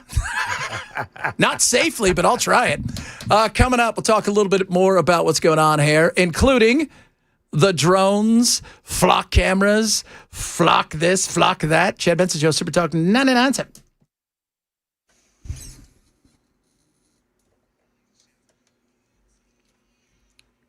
I'm Ken Weaver with your top stories, and right now, westbound 24 is a parking lot because of a crash that is blocking the right two lanes there just past Old Hickory Boulevard. It's backed up beyond Sam Ridley Parkway. Also, just north of downtown, we got a stalled vehicle blocking the right two lanes of 65 northbound before 24. That is just north there of Talbot's Corner. A legal battle is underway between Nashville and the Trump administration over federal grant funding for first responders. Metro claims the Department of Homeland Security is improperly conditioning grant money on changes to local election procedures, including a return to hand-marked paper ballots. City attorneys argue the federal government lacks authority to dictate how local elections are conducted, especially through grants. Nashville is one of 4 jurisdictions challenging the policy in federal court. TDOT holding a public meeting tonight in Franklin on plans to improve the I-65 corridor through Middle Tennessee. That meeting will run from 5 until 7 at the Williamson County Enrichment Center on Everbright Avenue. Transportation officials want to hear what you have to say as they study ways to reduce congestion and improve travel times between Nashville and Murray County. Residents can review project information and provide feedback directly to TDOT staff. And as kids head back to school, the CDC says the rate of vaccine exemptions for American kindergartners has reached a record high. Rhiannon Alley has details. New CDC data shows vaccine exemptions climbed to 4.2% during the 2025-2026 school year. That is up from 3.6% the year before, and nearly double the 2.2% from just 5 years ago. So why aren't kids getting vaccinated? Well, the data shows most exemptions are actually non-medical reasons, such as religious exemptions. That's the latest news. Weather's next. I'm Ken Weaver, WTN News.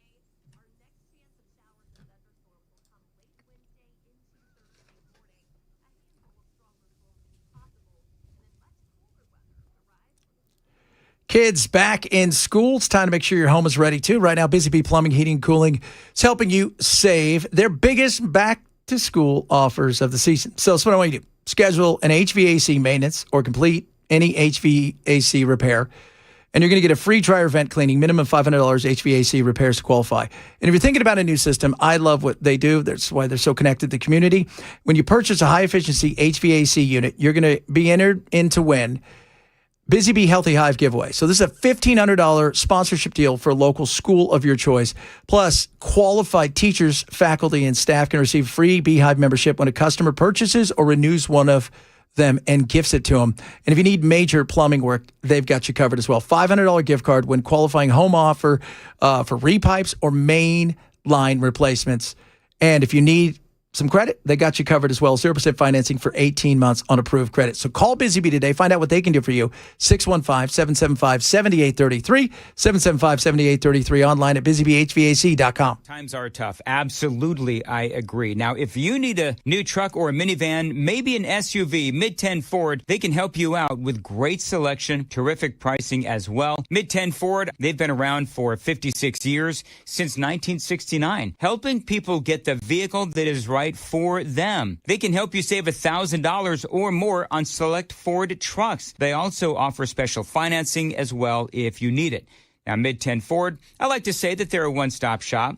You can buy your vehicle there at Mid-10 Ford. You can get it serviced. They have a body shop as well. So you want a brand new or a pre-owned vehicle, you can check out all of the great deals at their website, mid10fordtrucks.com. That's mid10fordtrucks.com.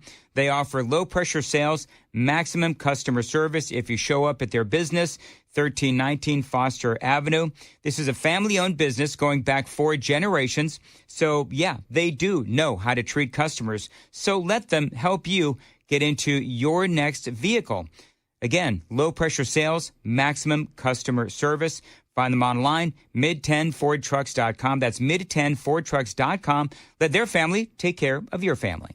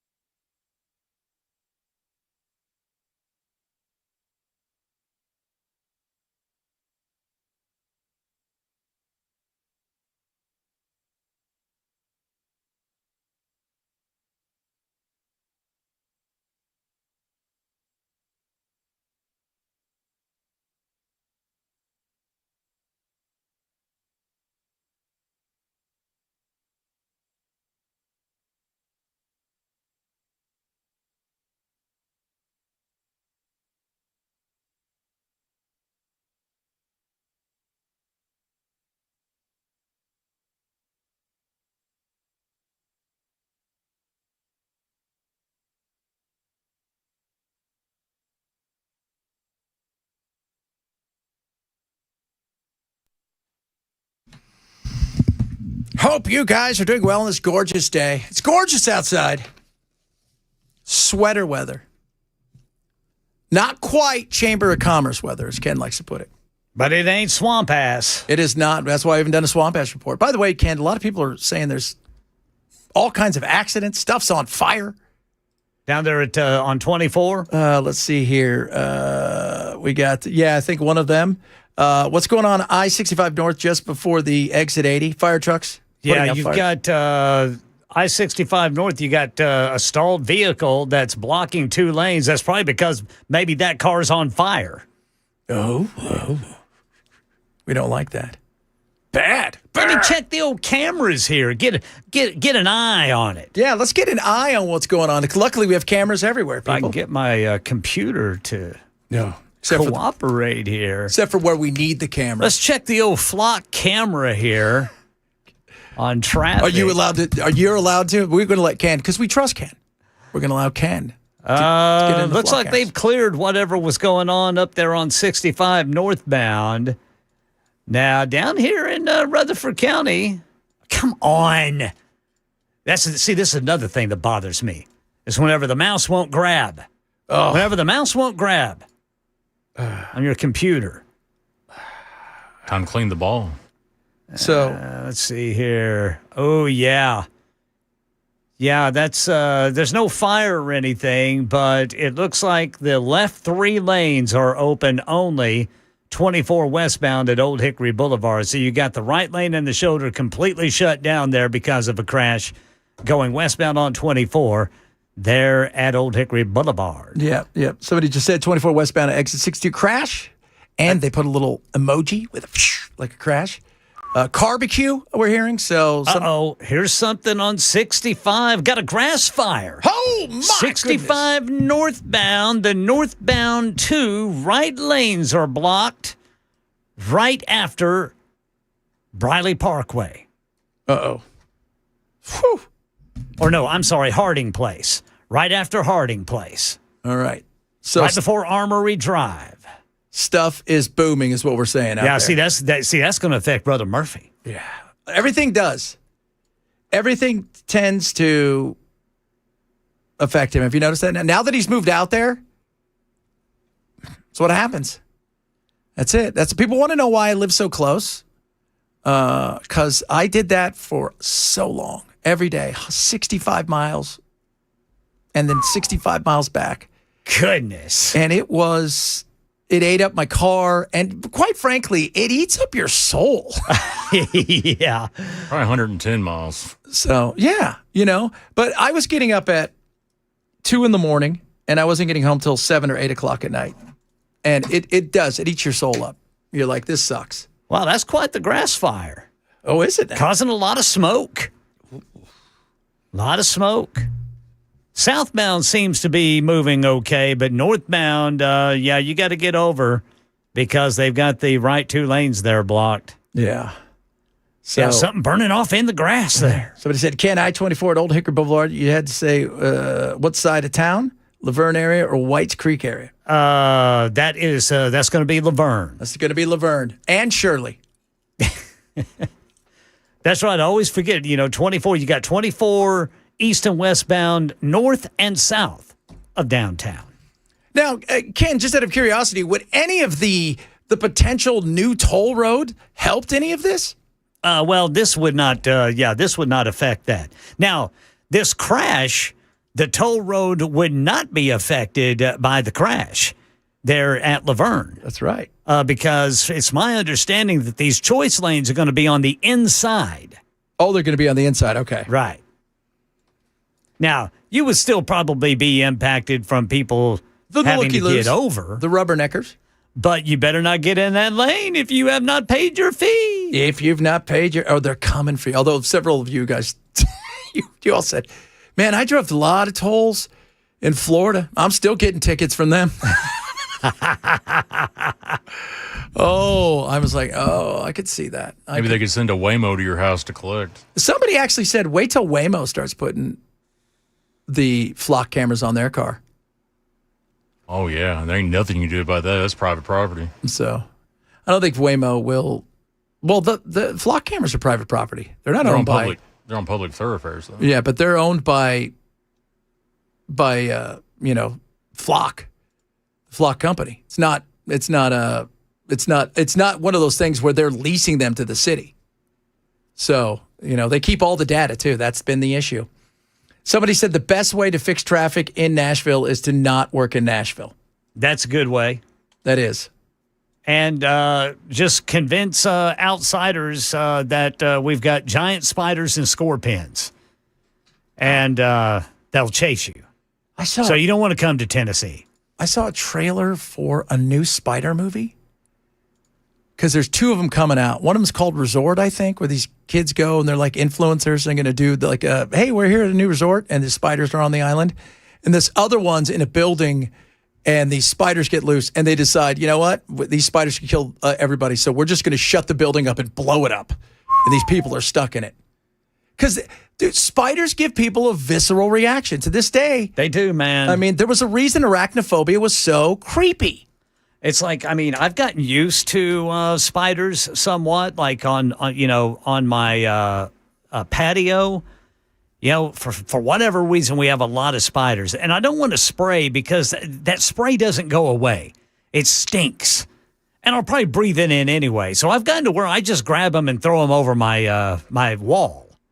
But they still creep me out. Yeah. I know they're not poisonous. Well, I mean, they're probably poisonous, but they're not going to be able to bite me. No, they're not going to do anything. They're just those orb weaver spiders.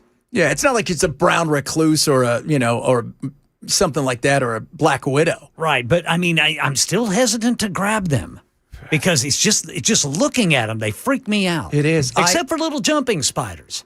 By the way, you can get jumping spiders as pets. People have them as pets.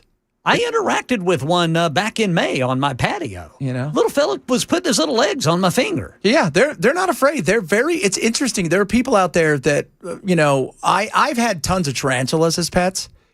And I know it's things with arms creep people out. When you got more than you should have, it weirds people. Look, if somebody walked up today and they had an extra arm, so they have 3 arms, it's going to weird you out. Right, and especially if they had 8 eyes. Yeah, that's also a big deal. That's also that don't blink. Yeah, that is a weird thing. But the jumping spiders, they just look kind of cute. They're very curious. Yeah, they are, and it's interesting to watch. I follow this girl that she has them as pets, and she'll open up the cage and she'll put her finger and she'll tap the finger and they'll jump right onto her finger. Oh yes, and I'm like, man, that's a trip, because because I had a Goliath bird-eating spider. If I would have done that, it would have killed me, because that was his goal, was to kill you. I was kidding. A bird-eating spider. That's a pretty big spider. Yeah, it would. Yeah, and people, what do you feed it? I'm like, well, birds. It eats birds, but it really likes rats. Yeah. I would never feed rats to animals unless they were already dead. That'd be tough. It's because I couldn't do it. Mice are stupid. If I bought 50 mice to bring them home and they were alive, by the time I got them home, there's 47 mice because they've eaten 3 of them. They're stupid. Rats, no. Rats get inside and they go, uh-oh, you're an enemy. Mice will walk right into the mouth of something. That's how stupid they are. Rats are pretty intelligent. They are. They're pretty intelligent. Absolutely, my friends. Absolutely. So outsiders can, from Nashville can. You live in Murfreesboro, Ken. No, I'm talking about from out of state. We got too many people here. But it's the weird thing, because we don't produce enough babies like the rest of the nation, but we also want to grow business so we can have more tax revenue. You don't want to close your state off, but yeah, but well, I'm just selfish, man. No, you know what? A lot of people said, you know what I miss COVID traffic. COVID traffic is pretty nice. I'm not going to lie to you.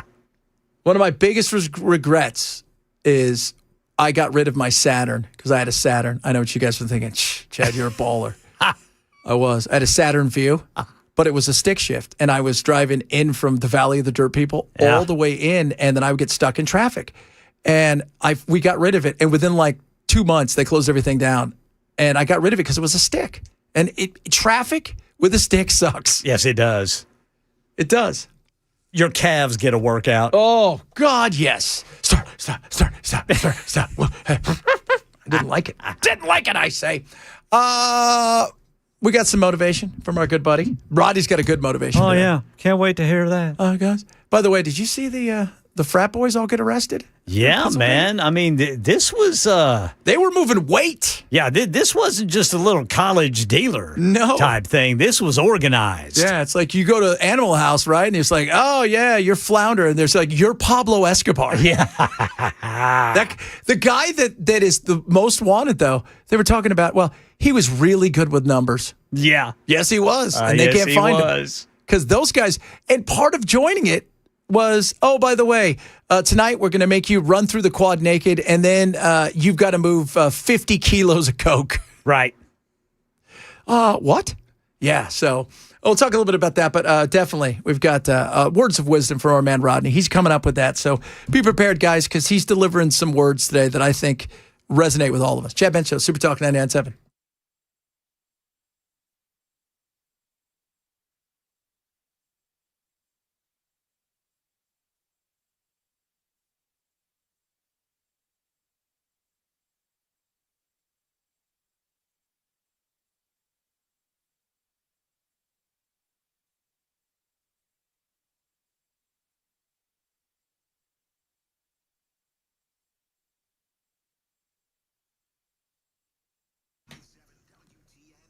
All right, Incogni. Data. You want your data to be protected. Everybody does. My phone doesn't ring off the hook. Doesn't get any weird text messages, the spams, all that stuff gone. Thank you, Incogni. Incogni goes and they deal with these data brokers who can sell to anybody. They get all your information. It's not just scammers and criminals that market you to anybody. They could do whatever they want and anybody can buy it. That's why you need to take control again. They go to these data brokers, and through the system they have set up, they crush that. They get you off the people search sites. They take that down to the point where you get nothing. And if anything pops up, they knock it back down. That's what I love about Incogni. Take control of your data and do it now with Incogni. INCOGNI.com/Benson. For like $7 a month, you can protect your data, get it back in your hands, which is where you want it. Go to Incogni.com/Benson, Incogni.com/Benson today to save big and to get your data back in your hands. Incogni.com/Benson. Hey, what's up, guys? It's Matt Murphy with Super Talk 99.7 WTN, and this morning we are out and about at my house, my brand new house that I've been talking about on the radio, with Nate from USS. What's up, brother? How are you? I'm excellent. How about you? I'm doing well. Good. We invited Nate out. Now, obviously, when you're a new homeowner, especially when you buy a house that's got a few years on it, you don't know what you're dealing with in terms of foundation. And I know that Nate knows a lot more about what I don't see and what I don't know about than I do. So bring the experts out and get them to check out your house.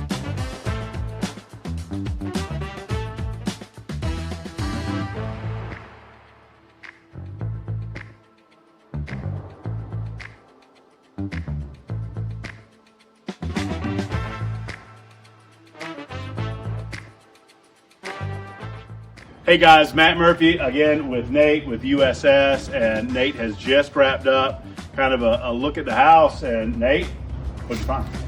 Well, your house is in pretty good shape for the age of it. I had to look pretty hard to find. Okay. Your house being on a slope like it is here, I think we could do a lot of good by trying to terminate your downspouts a little further from the house there. Okay. Roof water is the killer of foundations, and so if we can just get it to a positive grade to drain away from your house, I think that's real cheap insurance. You want to kind of get it out and downhill. That's right. Yeah. That's So the idea. make sure that it doesn't come right back down towards the foundation walls and causing issues, settlement or leakage. Now, if folks are watching this video and they are like, we need to get Nate out to the house to do a look. I mean, it took, I watched you do it. It's, what, 30, 45 minutes, something like that. Yeah. To do a comprehensive kind of an examination around the house. And they just give you a call and schedule? Yeah, absolutely. You can call our main phone number, or you can call or reach USSTN.com and schedule right through the website there.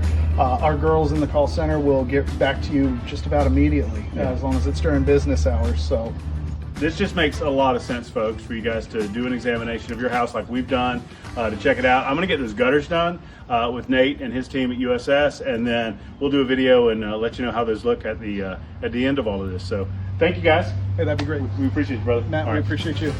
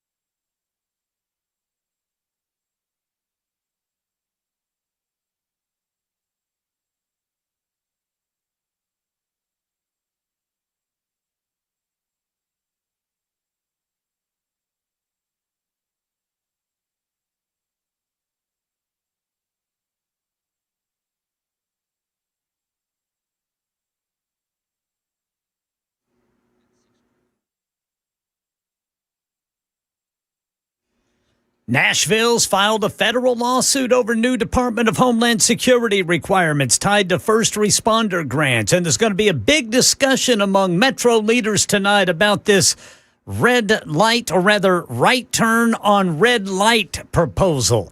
This story and more too on Super Talk 99.7 WTN. Should we turn right? Should we not turn right? Oh, what will we do? No reaction there. Kids, every day we like to give you a piece of motivation. Our buddy Rodney here delivers it to us. He is the best. There's nobody else. I mean, this is the oracle of our time. Past performance is not indicative of future results. It's not only a legal disclaimer, but it's also a good philosophy for conducting your life.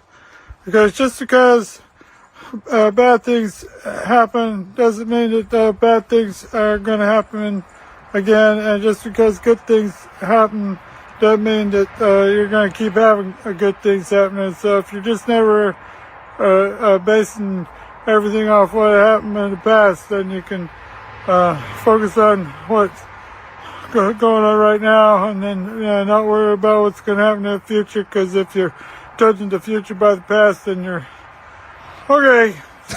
Think about that for a while. Have a super freaking awesome day and stuff. Okay, bye.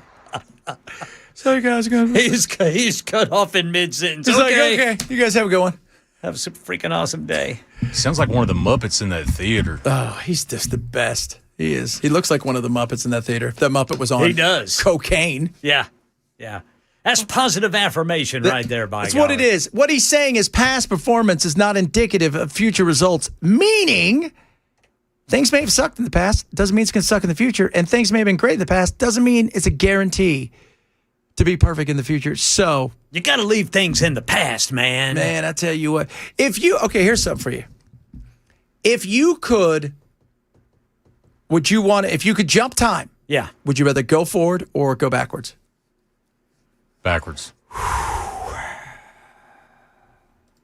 That depends. Well, if you go backwards, you get to implicitly rewrite the future. Yeah, but that can mess up a whole Have you never bunch seen of a movie? Stuff. And I see. If I went back, I might mess up my kids' lives. That's my thing right there. And I don't want to do that. I don't want to do that. I don't want to miss any of the things that I have now, even if they have been bad at times because of my kids. So, because you could go back and say, you know what, I'm only going to bet on these games, or I'm only going to invest this money in this stuff, and that's all I'm going to do. And then all of a sudden you find out that you become a millionaire and a billionaire, and then you don't have your kids anymore because your billions has given you opportunities to, do whatever. So I would want to go forward. Yeah, Absolutely. I mean, you couldn't even risk going back to just like a great party you went to back in high school. Yeah. Because even then you could change something. Just the littlest thing could just change everything. So, oh my God.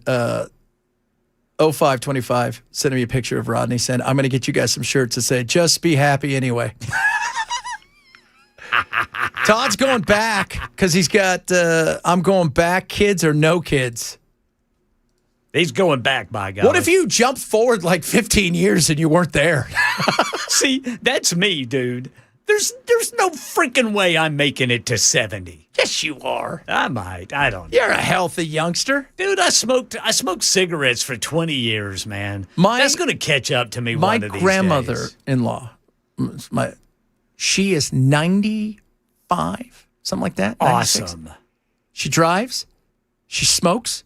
She drinks. She eats bacon. She's outlived 3 husbands and several boyfriends. Since I've been with my wife, I have met 10 guys that we meet at Christmas and they die in the next year or two. And she cusses like a sailor. She just keeps on going, dude. Keeps on going. The Lord's like, yeah, we're not ready for her yet. Yeah. And she loves to gamble too. See, in my family on both sides, everybody lived deep into their 80s and are right now, my parents right now, my dad is in his 80s and he's going strong. My mom's almost there. She's going strong. My family members that went deep into their 80s and 90s, the thing that I do not have in common with them is they never smoked or drank. Yeah, but you know what? You're still in good shape. You can be fine. I'm not in terrible shape. Nah, yeah. But those 20 years of cigarettes, man, that's what scares me. Yeah, but I think you're all right. I'm going with you're all right. Positive, man. You can't fix That's right. I need positive PMA, positive mental attitude. You can't fix the things in the past, what's going forward in the future, and the things, all the stuff and whatnot. Coming up, we got Ken with his news. A bunch of other good stuff all the way. It's going to be great. You're listening to Chad Benson Show, Super Talk 99.7.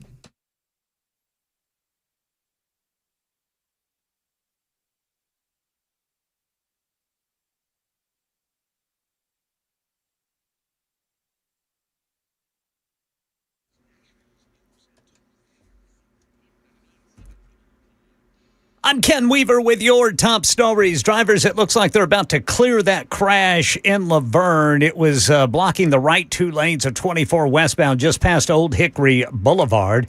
Got a grass fire right now in Berry Hill that has the right two lanes blocked. 65 northbound right there at Armory Drive. That's been quite the tie-up. And in Donaldson, got a crash with injury. Donaldson Pike, both north and southbound impacted there at McCampbell Avenue. Full forecast in 5 minutes.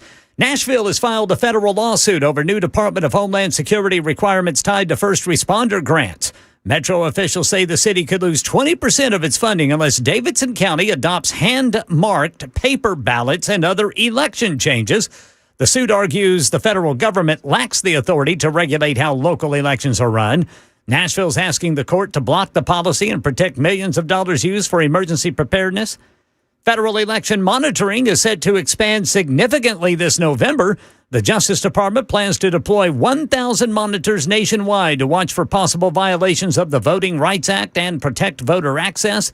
The move comes as the Civil Rights Division faces staffing shortages after a wave of retirements and resignations. Department of Justice officials say volunteers from U.S. attorneys' offices and other federal agencies will help fill the ranks. Right now in Nashville, big discussion among leaders tonight on how to get around the city. Walk Bike Nashville, and some Metro Council members going to talk about the importance of pedestrian and cyclist safety in the city as the council considers legislation to limit right turns on red lights rather than an outright ban. Channel 4's Holly Thompson. Well, now, amended legislation announced last week changed that targets high pedestrian areas, places like Connect downtown, Nashville Next Tier 1, and school zones. Well, we spoke with people who think it will make backups worse. It should be the driver's responsibility to make sure they're looking both ways before they proceed on their route. I think it's ridiculous, and I think right on red is the way to go.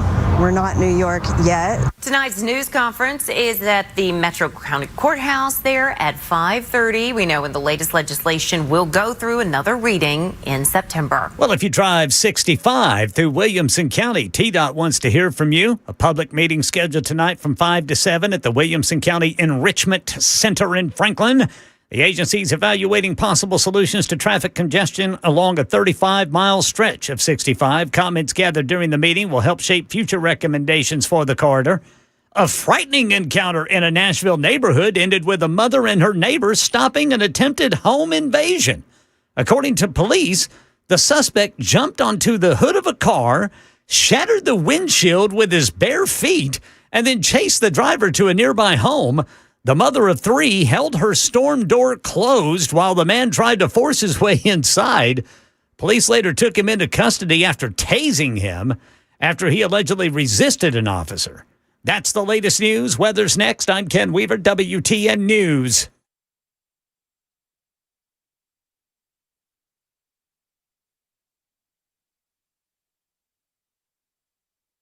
Hey, it's Dan Mandis from Super Talk 99.7 WTN and Nashville's Morning News. I'm here with Chris from USS, United Structural Systems. He's checking out my basement, my foundation, my crawl space to see if there's anything wrong. Fingers crossed.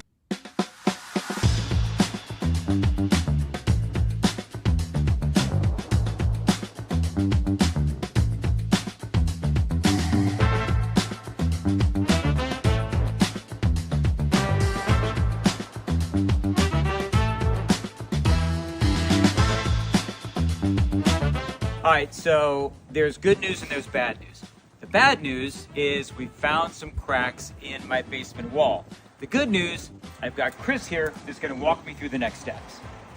Yes, so unfortunately, your house has been subject to the pressure of the dirt. The hydrostatic pressure, heavy dirt pushes on foundation walls, and you've got a little bit of of what we call bowing. So that wall is pushed in a little bit, but we have a lifetime warranty solution for that. So we install, usually in a day or two, this can be done in most situations. We install carbon fiber straps, which keep the wall from moving inward at any point in the future. It's a lifetime warranty for anybody that ever owns this house. So it's a quick and routine thing that we do, but it yields some long-lasting benefits. It's a great selling point if you want to sell your house. Absolutely. Good thing about our warranties is they're not only transferable, like the contract says, they're automatically transferred when you sell your house. So you don't have to sign any paperwork or even send us an email saying that you sold your house. Warranty would transfer to the next owner.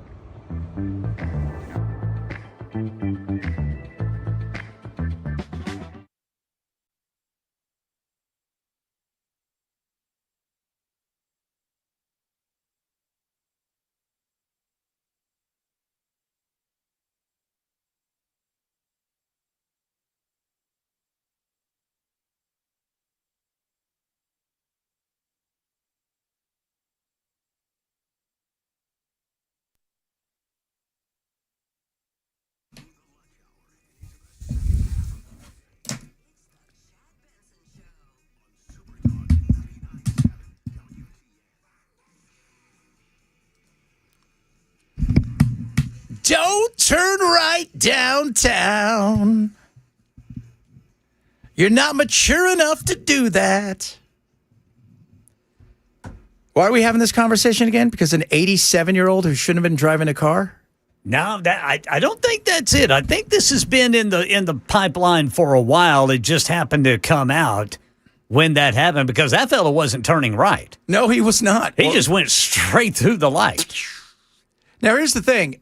Are we going to have a conversation about not allowing drunk people to stumble in the street, no matter which way you go? No, because that takes away money. That does take away money. So there we go. What you talking about? What you talking about, Willis? What you talking about, Willis? That is pretty funny. The whole thing with look, government can overreact. So it's funny that we're gonna have a meeting tonight. They're having a meeting tonight at Dearborn, Michigan about the Muslims. About Sharia law. No, they're not. That's just so the internet is so insane. Can we just all admit that it was not a good idea? It's getting everybody all ginned up. All the time. 24/7. There is so much race baiting and I need more Rodney and less Jake Lang. Yeah. Right? Less Chud the Builder. Right? Yeah. More Rodney going, how about the guys? I think it's going to be great. You know, that stuff. You know who else I watched to calm me down besides animals? Who's that? There's a English guy that loves trains. And he puts he puts his camera on his head and it's got like where he can see his face and it looks like it's like a fish head. He loves trains so much. I wish I got that much excitement out of stuff.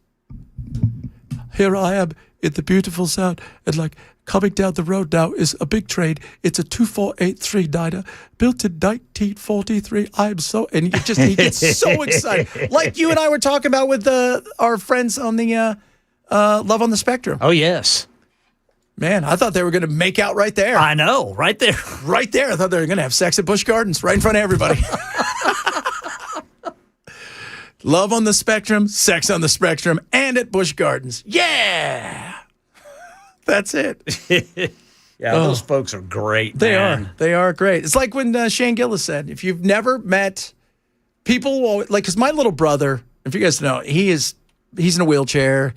He's got brain damage, tubes, eats out of his stomach, breathes out of a tube in his throat. He's got a trach, the whole 9 yards. He smiles all day. He is the best little life that he can get. Awesome. Is the greatest thing in the world. And people were like, oh, what's wrong with him? I'm like, nothing. He whined too much. No, that's what I always say. He's got whiny. Even the young kids, even my little brothers who are adopted, like, he's got whiny Johnny-itis. He just never shuts up. But he's just got a smile on his face. And when I used to coach special needs soccer, man, they all smiled all the time. Outside of the kids that were on, like, the nonverbal spectrum. Yeah. They were just, especially kids with Down syndrome. We should all be that happy. Yeah. We should. Well, it's just like Ron and Scrappy. Oh, I love Scrappy. I love Scrappy. That guy. He's a great guy. The salt of the earth, best people right there. Best people. And then we got to work with people like Bell. Who's bitter all the time. Who's somewhere in the outback around Tullahoma. Well, he's with his girlfriend, probably. Whatever her name is, Viola. He's having that dark date. Yeah, that's... I was sitting there going, I remembered, do you ever see Family Guy when the Amish prayed? I need to watch that Okay, show. listen to this. This is when the Amish pray on Family Guy. Let us pray. Dear Amish Lord, thou lookest sternly down upon us, thine flock, even though we did not do anything wrong and have been doing chores like crazy. Please make us humble and deliver us more hardship, that we may get thick, calloused hands, much larger than other people's. And grant that we become dull, like Eric Bana, who we have never seen, but are just going by reputation, because it is your will.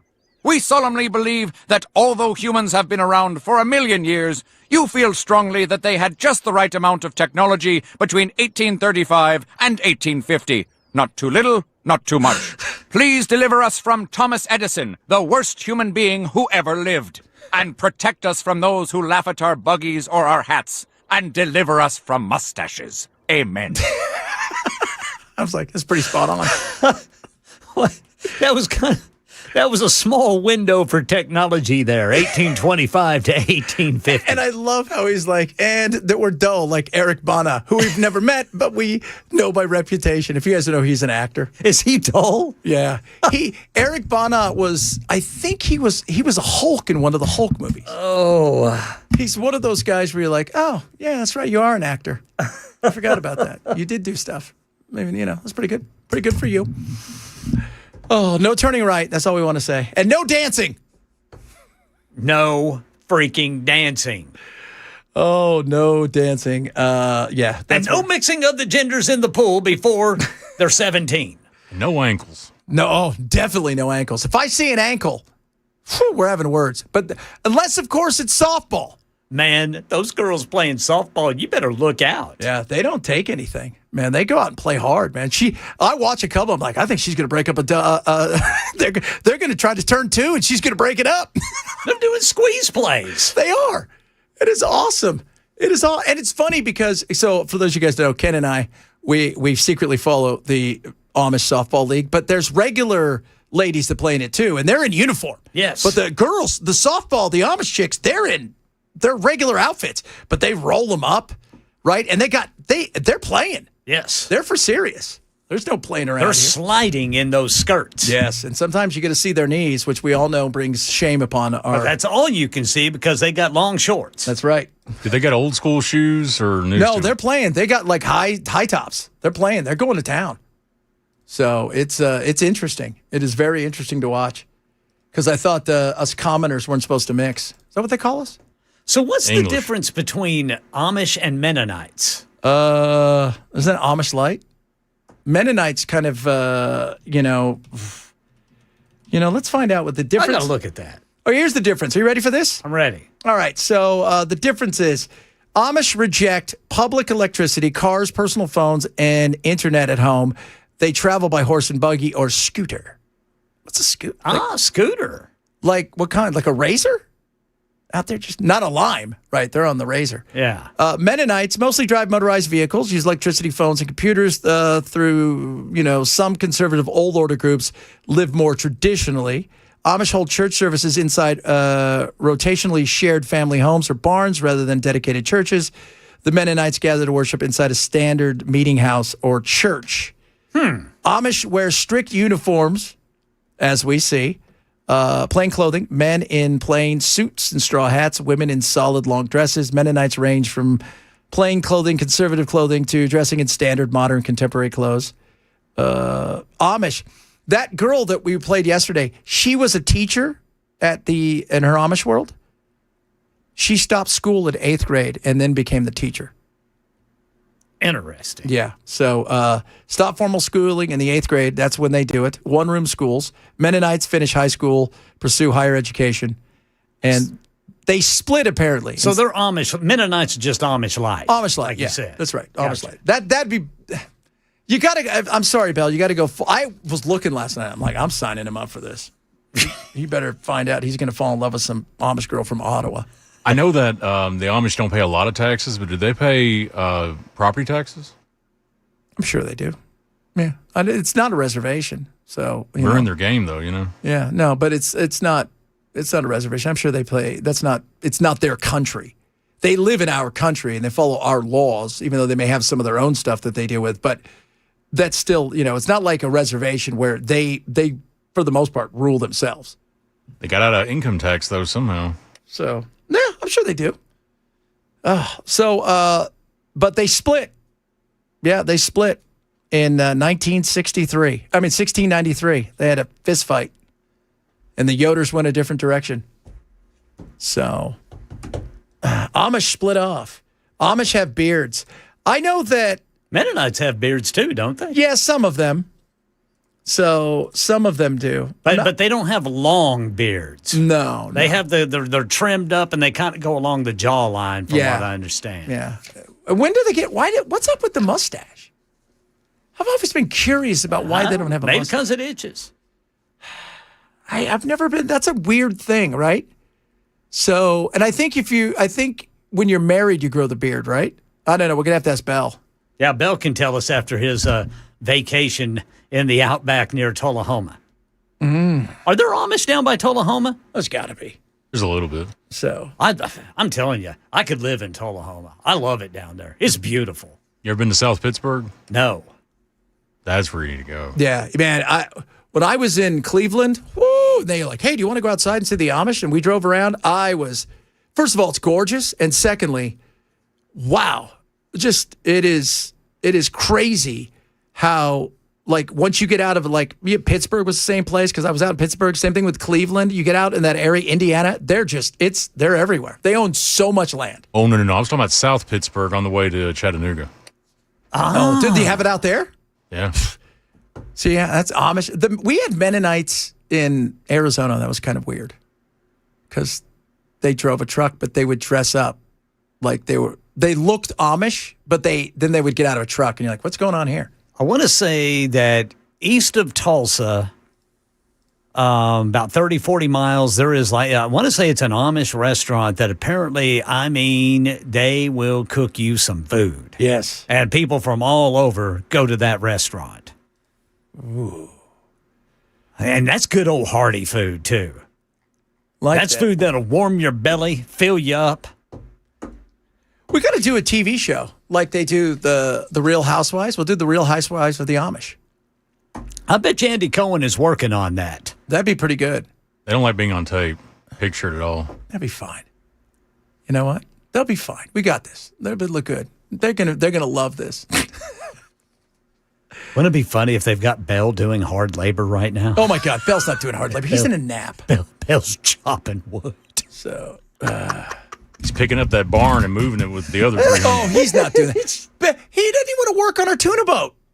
No, he doesn't. He just wants to sit on it and tell us what to do. Yeah. So he don't want to make the bread. He just wants to eat it. Yeah. Oh, that's it. Yeah, Bell. Trust me, Bell's going to go up one time and the girl's never going to invite him back. I'm like, dude, how's that suck? You got dissed by the Amish. Lots of Amish. So we gotta get that. We gotta get that going with the Amish. But that girl though, she has 7 million followers. They seem like really nice people. Yeah, they are. They got to be. The 2 or 3 times the Mennonite people that were our neighbors, they were on the street over because we go over and get bread from them all the time. Once they were the coolest people. Yeah, nice. I met a few Amish. I mean, they were a bit, but when I met them, I went into stores and they were working in the stores. They were selling their wares and working. It was a trip, and they were all. The thing that tripped me out most was they were all all the girls wearing New Balance and Hokas, or the Hokas like a New Balance and Asics and stuff. I thought that was weird. That's weird. That's weird. Coming up, Hot Take Tuesday. Hot Take. Plus, we're going to talk about drones because we had a guy in East Tennessee who's like, hey, you know what we should do with the guy who was the CEO of, flock cameras? We should hang him. And he said that at a meeting. Either that or build a guillotine. Oh, we could guillotine him. Guillotine. Little guillotine. And plus, we got to talk about Tupac Shaker. No longer with us. And is this guy going to go to jail forever? That is an interesting question as well. Chad Ben Show, Super Talk 99.7.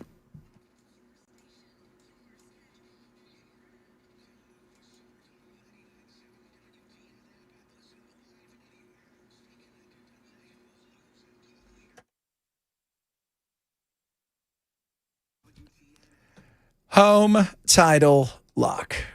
You know how easy it is to steal a title nowadays? I don't want to give you guys out there any ideas, but it's super easy. First of all, everything's public records, right? Man, that's really property by law, public record, name, address, property information, all that stuff. So then you got AI. AI can replicate just about any document that needs to be done out there. Then from there, they could even do your voice. So the next thing you know, simple and easy, somebody could put themselves on your title and you are in trouble. You don't want that. Because a lot of times you don't find out until you start getting stuff in the mail that says somebody's taken out a second on your home. What? You didn't know about that? That's how easy it is for them to do. That's why Home Title Lock.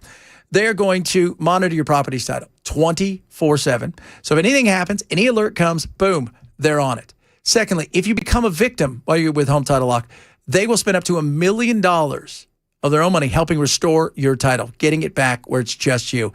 And when's the last time you even checked your title and your records? So don't assume because you've got, you're like, don't worry, I've got homeowner's insurance. That's not going to work. Check your title records. Find out what's actually on file. Go to HometitleLock.com/Benson. Now use that code Benson. You're going to get a free title history report plus a free trial of the $1 million triple lock protection. That's HometitleLock.com/Benson. Promo code Benson.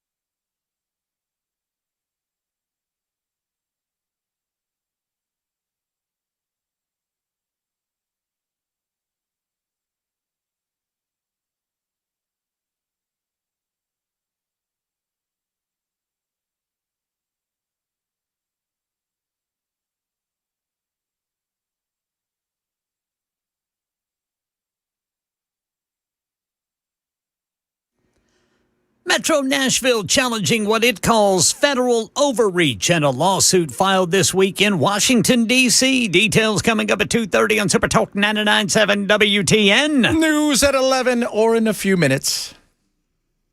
It is Tuesday, ladies and gentlemen. You know what that means. Hot take, hot take, hot take Tuesday. Hot freaking take. Have a super one freaking day. I was going to have a great day. Subscriptions. We all have them. We all probably have too many of them. And a lot of those we don't know about. But the ones we do know about, we're like, you know what? I don't want that subscription. Take, for instance, me. And I go as so far to spend the hours, it seems, trying to assure them that I did want to get off their subscription. And for them to still charge me WT blankety blankety blank. I'm done with it. There's got to be an easier way. There's got to be a better way. And I always hear, well, if you did this, if you did that. I've tried everything, people. And let me tell you something. It's annoying. They're making it harder and harder for you to opt out of their crap. And it drives me crazy. Yeah. It says right here, inertia works. Even small amounts of friction, such as requiring a login, multiple clicks, or surveys, cause many people to give up before completing the process. Yes. Yeah. That's wrong, man. That's wrong. Wrong. You know, it's like I do my thing for Incognito, the data people. They have to take you off the list. They make it so you quit. Everything's goal is you quit. And even when I do, as you just said, make it so it's a nightmare, and I go through the damn thing and you still charge me. Ah! Oh, very frustrated right now. What do you have for us, young Ryan? Well, these flock cameras are like a boil on our side, and they're an eyesore now. But how long until they grow teeth? How long until they can actually do something, action, instead of just snitching? So Ryan's hot take is they're going to become robots, come alive, and destroy our cars. They're going to get you. They're going to get you. They're coming for us. There's one on every corner. There is one on 150,000. Well, it's 177,000, they say, nationwide, but like 120 to 150,000 are flock cameras. There's a couple other companies out there. So when you look at that, it's pretty much nowhere you can go. Even Amish country, they probably got flock out there. It's more pigeon, but still, that's what we're saying right there. Sightings of Bell. Hey, there's a weirdo here who looks like he just got kicked off some rock band there, eh? What do you have for us, young Ken? If you leave any time whatsoever on the microwave, you are legally obligated to clear it, especially for us OCDers. Yeah. All I want is, I don't want there to be time left over on it. I don't know what it is. And then clean it, too. You also have to put a napkin over whatever you're warming up. Yeah. What is that? You're right about that. Maybe that should have been my hot take. Especially at work, okay? So I roll in, right, to make my phenomenal lunch again today, which was Chef Boyardee. That Chef Boyardee, he's pretty much a Michelin chef. So, and I open it up, and you could tell somebody had tacos or something because it smells like that, but they also didn't cover it, so it's all over everywhere. All over the ceiling. Yeah. Oh, Lord. Lordy Lord. Man, I tell you what, irks us. Sally's hot take, the frog in the boiling water metaphor is a load of crap. So, she did not understand how the frogs work, how they acclimatize themselves to water. She'll figure it out when the stop strips deploy on accident, thinking that she's somebody she's not. Ryan's pretty sure they're coming for us. Just want to let you guys know that. Dudes. What? My heart is broken. What happened? TMZ is reporting ZZ Top drummer Frank Beard is dead at the age of 77. No. Oh, man. Oh, man, another one? The only one who didn't have a beard. Yep, the only one that didn't have a beard. Oh, man. So, yep. Yeah, everybody's now Ground News, TMZ, Page 6. I don't like it. 77 years young. Wow. Somebody in the chat said it's so hot, panhandlers feel bad for Ken and give him the money instead. Oh. He is the only one without a beard. Billy Gibbons' statement. Today, Elwood and I lost a great friend and collaborator, and the world lost one of the most naturally innovative drummers and a great and true son of Texas. His signature backbeat was key to keeping ZZ on top. The band of which he was part of for 6 decades is going to keep on keeping on as he had wished. Yes, sir. Do that, Mr. Billy Gibbons. So, oh, man, I don't like it. August 5th, they had to cancel a concert at the Hollywood Bowl. They also canceled. They had a show tonight in Salt Lake City and tomorrow in Colorado Springs. They'll resume this weekend with 2 dates at Austin City Limits at one of Frank's favorite venues. So he apparently had been in some. Oh, wow. TMZ has a video of him. Yeah. Ooh, man, was he was probably 50 pounds lighter than you see him. Yeah, so obviously he had some issues that nobody was talking about, and they were just trying to get through this tour. That little old band from Texas, man. I'm telling you what, you talk about that is just some Southern boogie woogie right That is there. that best way to describe it, Ken. Southern boogie woogie. Ooh. So we lost That Ozzy. sucks. We've lost so many in the last couple, and this year alone. Crazy. And then, of course, yesterday we lost Hayden Panettiere, which... And that was I still want to know what's going on there. I have a feeling, but based on the fact that one of the 911 calls, they said that they think she overdosed and there was Narcan. I wonder if she slid back, That's too bad. That is too bad. Coming up, we've got, we'll talk a little bit about flock cameras, among other things, plus Meta, and Meta's on trial. You got this Keefe D guy's on trial. And guess who's running in Florida for Congress? We'll discuss that as well, because let me tell you something. There is an area in Florida where people are running where you're like, what is this clown show about on both sides of the aisle? Chad Bench Show, Super Talk 99.7.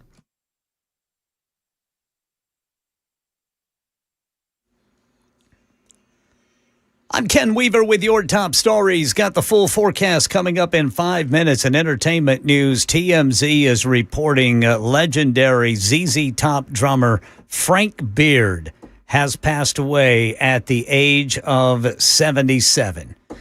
And Metro Nashville is challenging what it calls federal overreach in a lawsuit filed this week in Washington, D.C. The city says Homeland Security grants that support first responders are being conditioned on changes to local election procedures. Officials warn a 20% funding cut could affect equipment purchases and specialized emergency response training among Nashville first responders.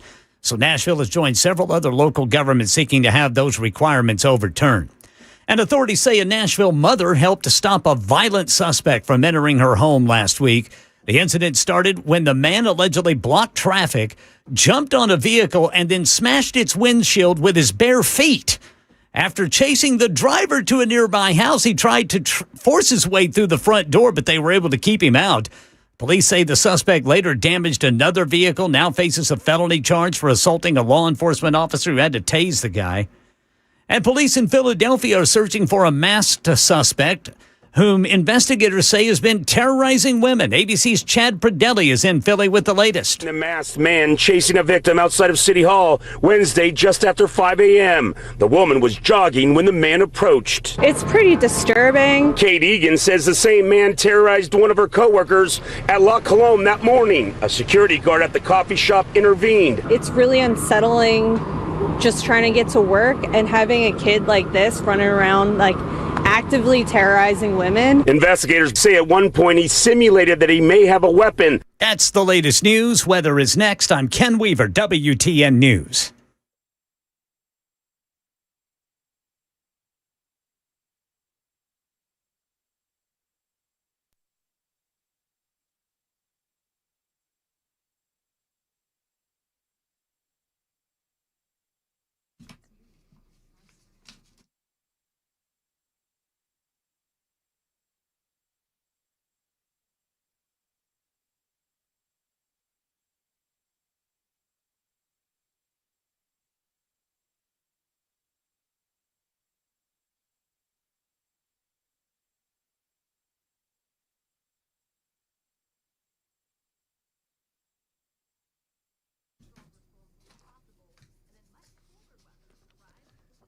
Your back pain. What if it's just not back pain? It's like a little sore. What if you got some stuff shooting down your leg, that pain, right? Could be sciatic. Legs feel heavy, make walking difficulty, spinal stenosis, and maybe burning, tingling, numbness in your feet. Could be neuropathy. And, of course, slipped and herniated disc could put pressure on your nerves. It's all potentially out there. And you know what the great thing is? The Wellness Institute in Nashville is ready to take care of it. 50% off right now, and you don't have to live with it. The Wellness, they specialize in non-surgical spinal decompression. They're going to personalize your treatments, designed to relieve pressure on the spine, reduce pain, help you get your back, and get doing the things you love. So it's 50% off right now. And when you go in there, bring your MRI. They're going to take the x-rays. They're going to put you into a position where there's a plan for you, specifically for you, to get you feeling better and better all the time. As I like to say, get your back. Don't settle for masking the pain. Find out what's really causing it. Call the Wellness Institute today, 615-246-5009, 246-5009, or painisbad.com. The Wellness Institute, helping Nashville move better, feel better, and live with less pain.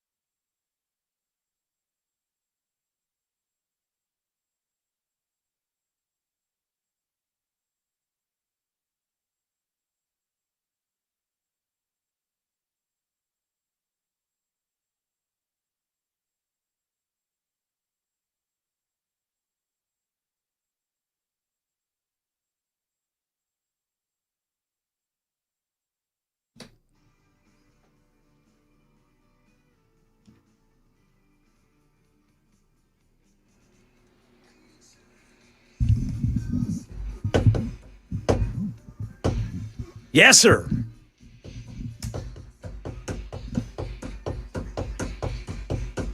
Right.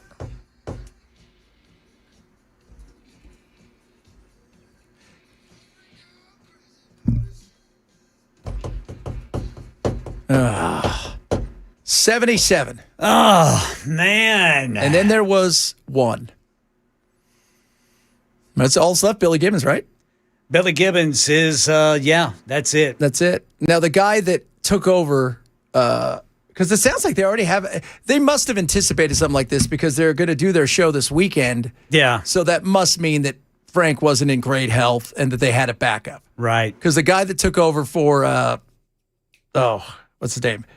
That guy had been with him for like 30 years as his guitar tech and like their head roadie guy. So there was a relationship. Yeah. But it sounds like that this was probably incoming. When you look at the last picture, you're like, oh, geez. So, man, Ken, I-65 is closed south of Saturn Parkway. Goodness gracious. Yeah, so that's crazy. That's not showing up on the board here. I wonder when that happened. Yeah, another person said I-65 South just for 46, parking lot vehicle fire. What is going on? What is happening? Yeah, right there at Kedron Road. Shut down. Man. Is it like just an accident or is there more to it? I don't know. Let me see if we got a camera down there. See if we got a flock camera on that thing. Do not have a camera at that location. T-Dot camera at that location, but I can see where both directions meet red right there just to the east of Kedron Road.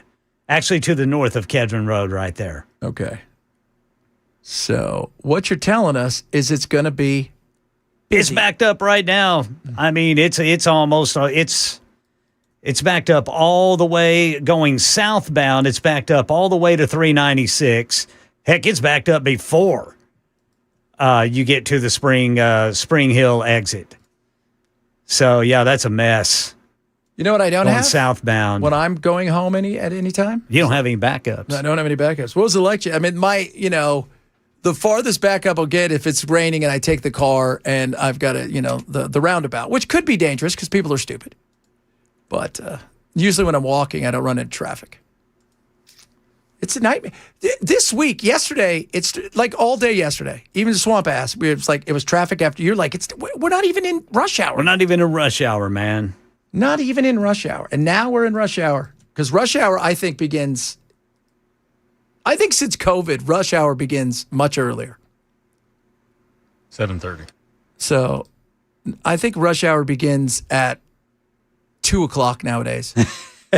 I do. I think because people are, some people work half days, some people work for home, school, picking their kids up. I think it starts from 2 to 6 rather than from like 4 till 7.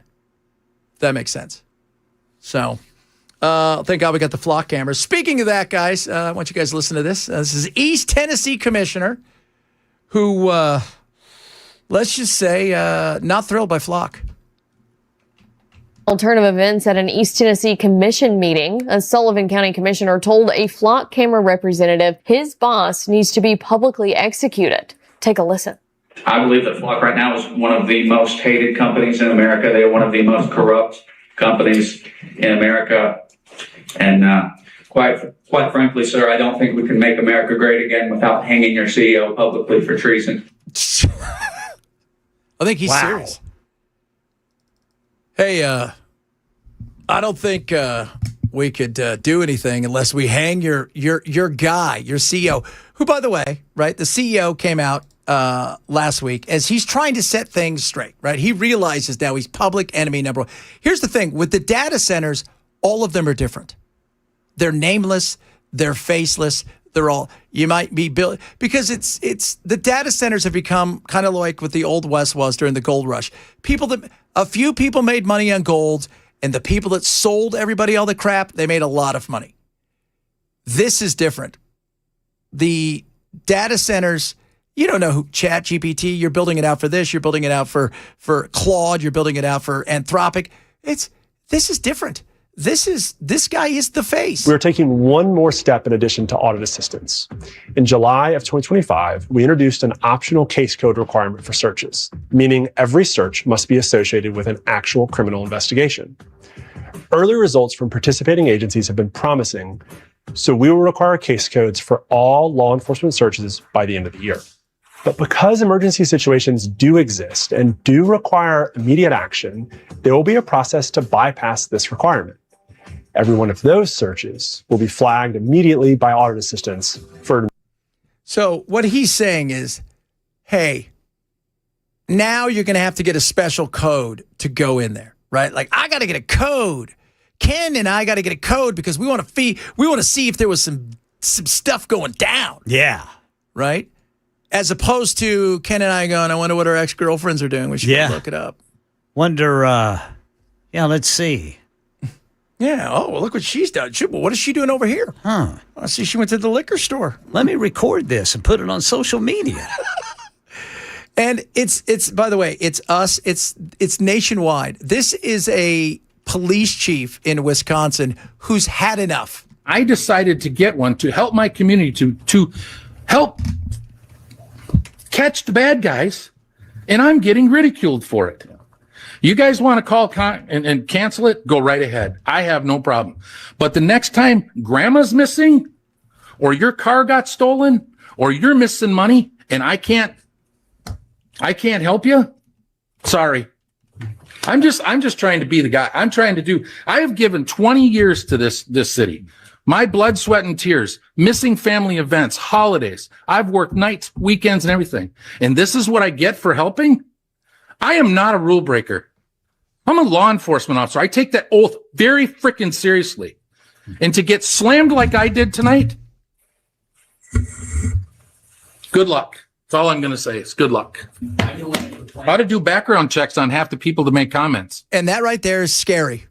I'm about to do background checks on people who made comments? Yeah, that's too far. Wow. That's not going to help you. Wow. Wait, I didn't like what you said, so I'm going to do background checks on you. I think that's illegal. Yeah. Makes it sound like the police can't do their job without it. You know? And that's a good point, Brother Ryan. They've been doing a pretty good job. Yes. Without them. Yeah. In some places. In some places. And look, the spirit, as we always talk about, the spirit of which it was originally sold and the idea of it.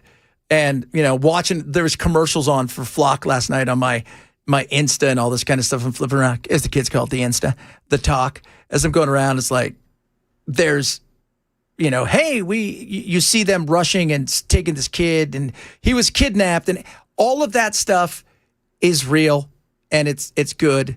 The problem is it's what happens to the information? Who owns the information? Who can give the information to whom? Who could they sell it to?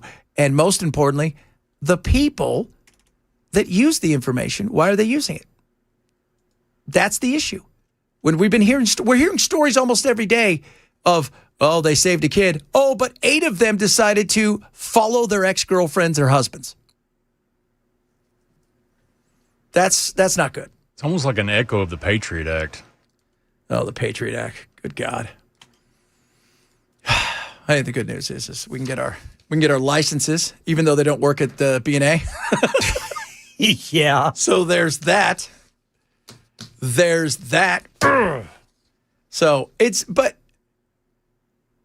the spirit, guys. And that's what we always talk about here.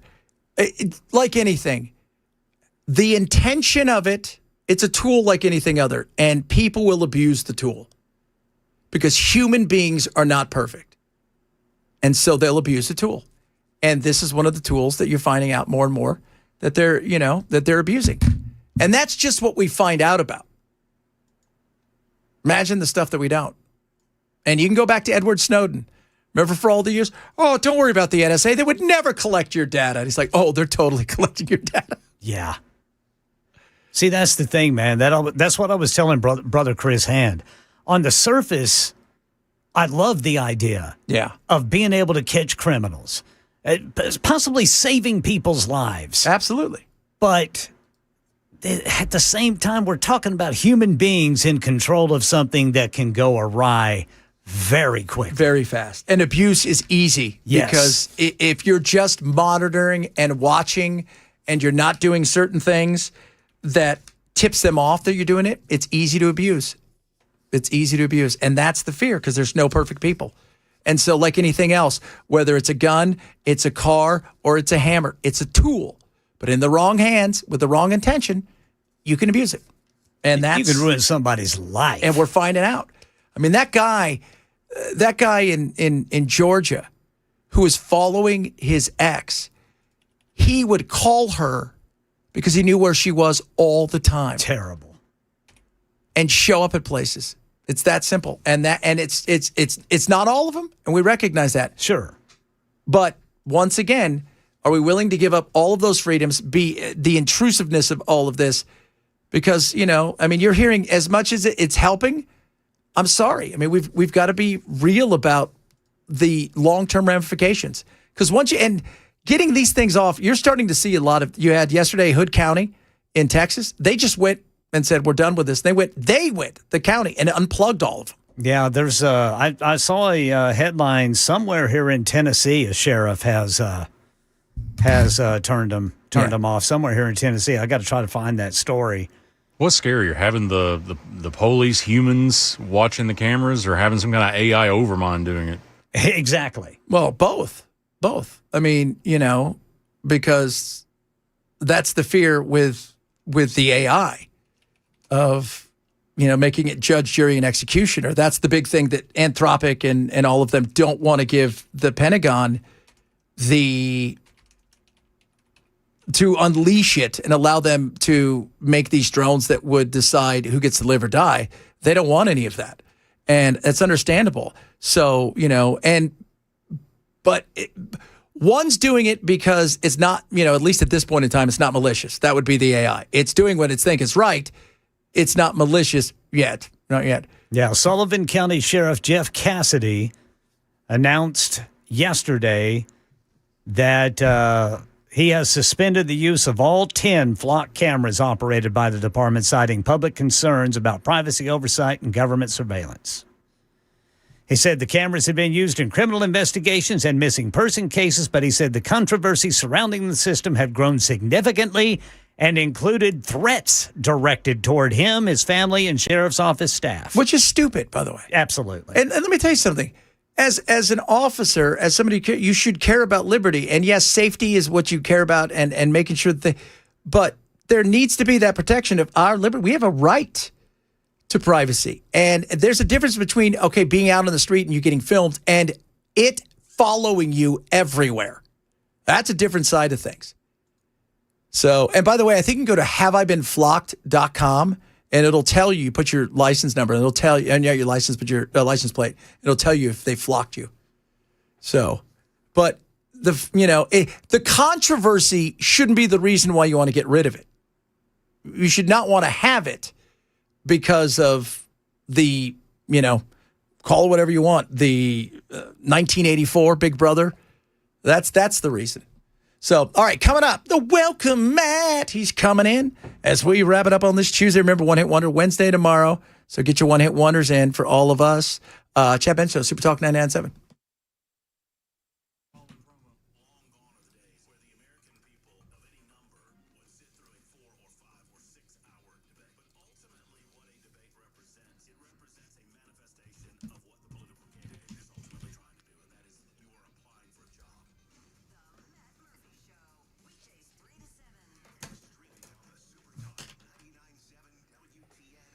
Relief Factor is awesome. I take it every single day. I took mine today. I'm going to go work out a little bit later for a couple hours. I know I'm going to feel good tomorrow.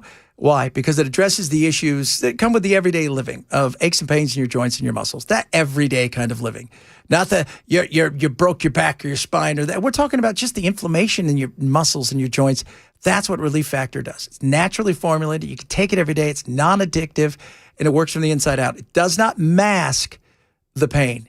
It actually addresses the issue of inflammation. And plus, our diet, not always the greatest, also adds to our inflammation. So I want you to try it. 3-week quick start. Naturally formulated, third-party tested for purity and potency. It works. $17.76 for the 3-week quick start. Go to relieffactor.com. Relieffactor.com or call 800-4RELIEF, 800 the number 4RELIEF, and get yourself some Relief Factor.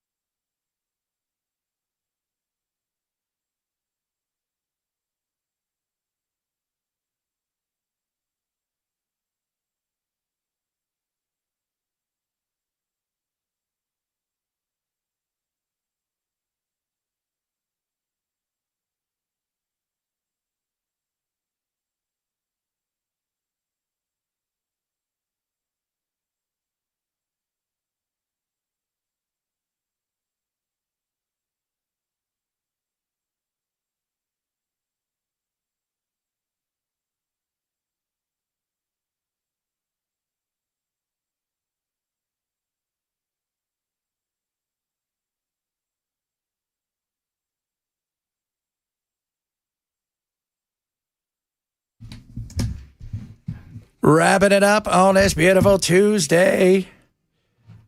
How you doing? You said it's beautiful out there. It's lovely. It's downright lovely. Really? Temperatures are where they should be in mid-August. Humidity, low.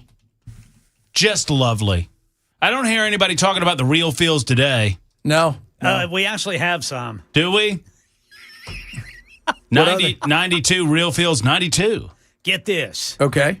It is the real temperature right now at Nashville International Airport is 87 degrees. The feels like temperature is 87 degrees. There you go. We talk about the real feels no matter what the feels are. Okay.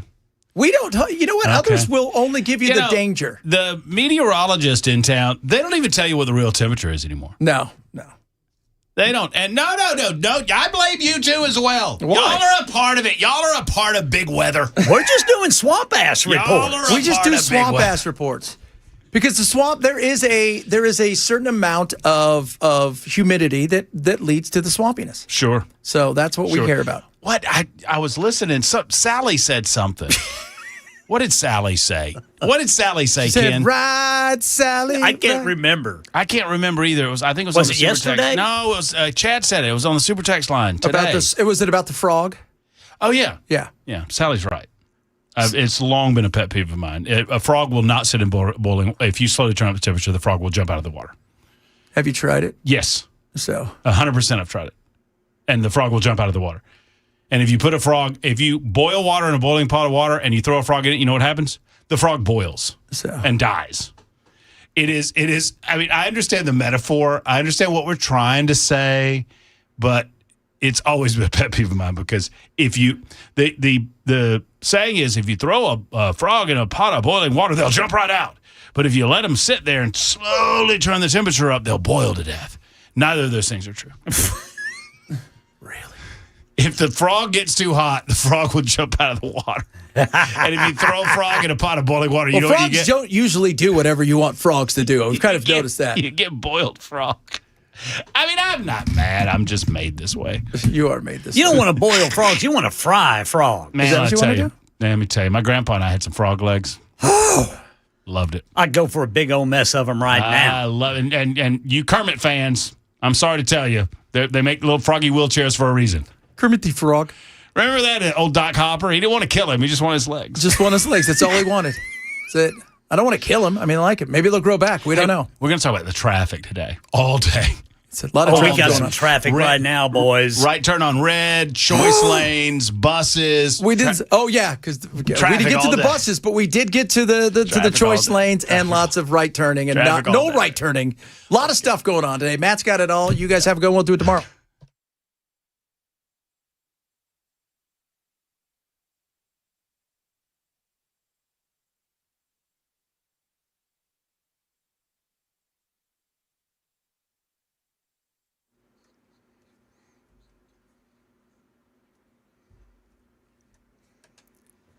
Three o'clock on the dot. I'm Ken Weaver with your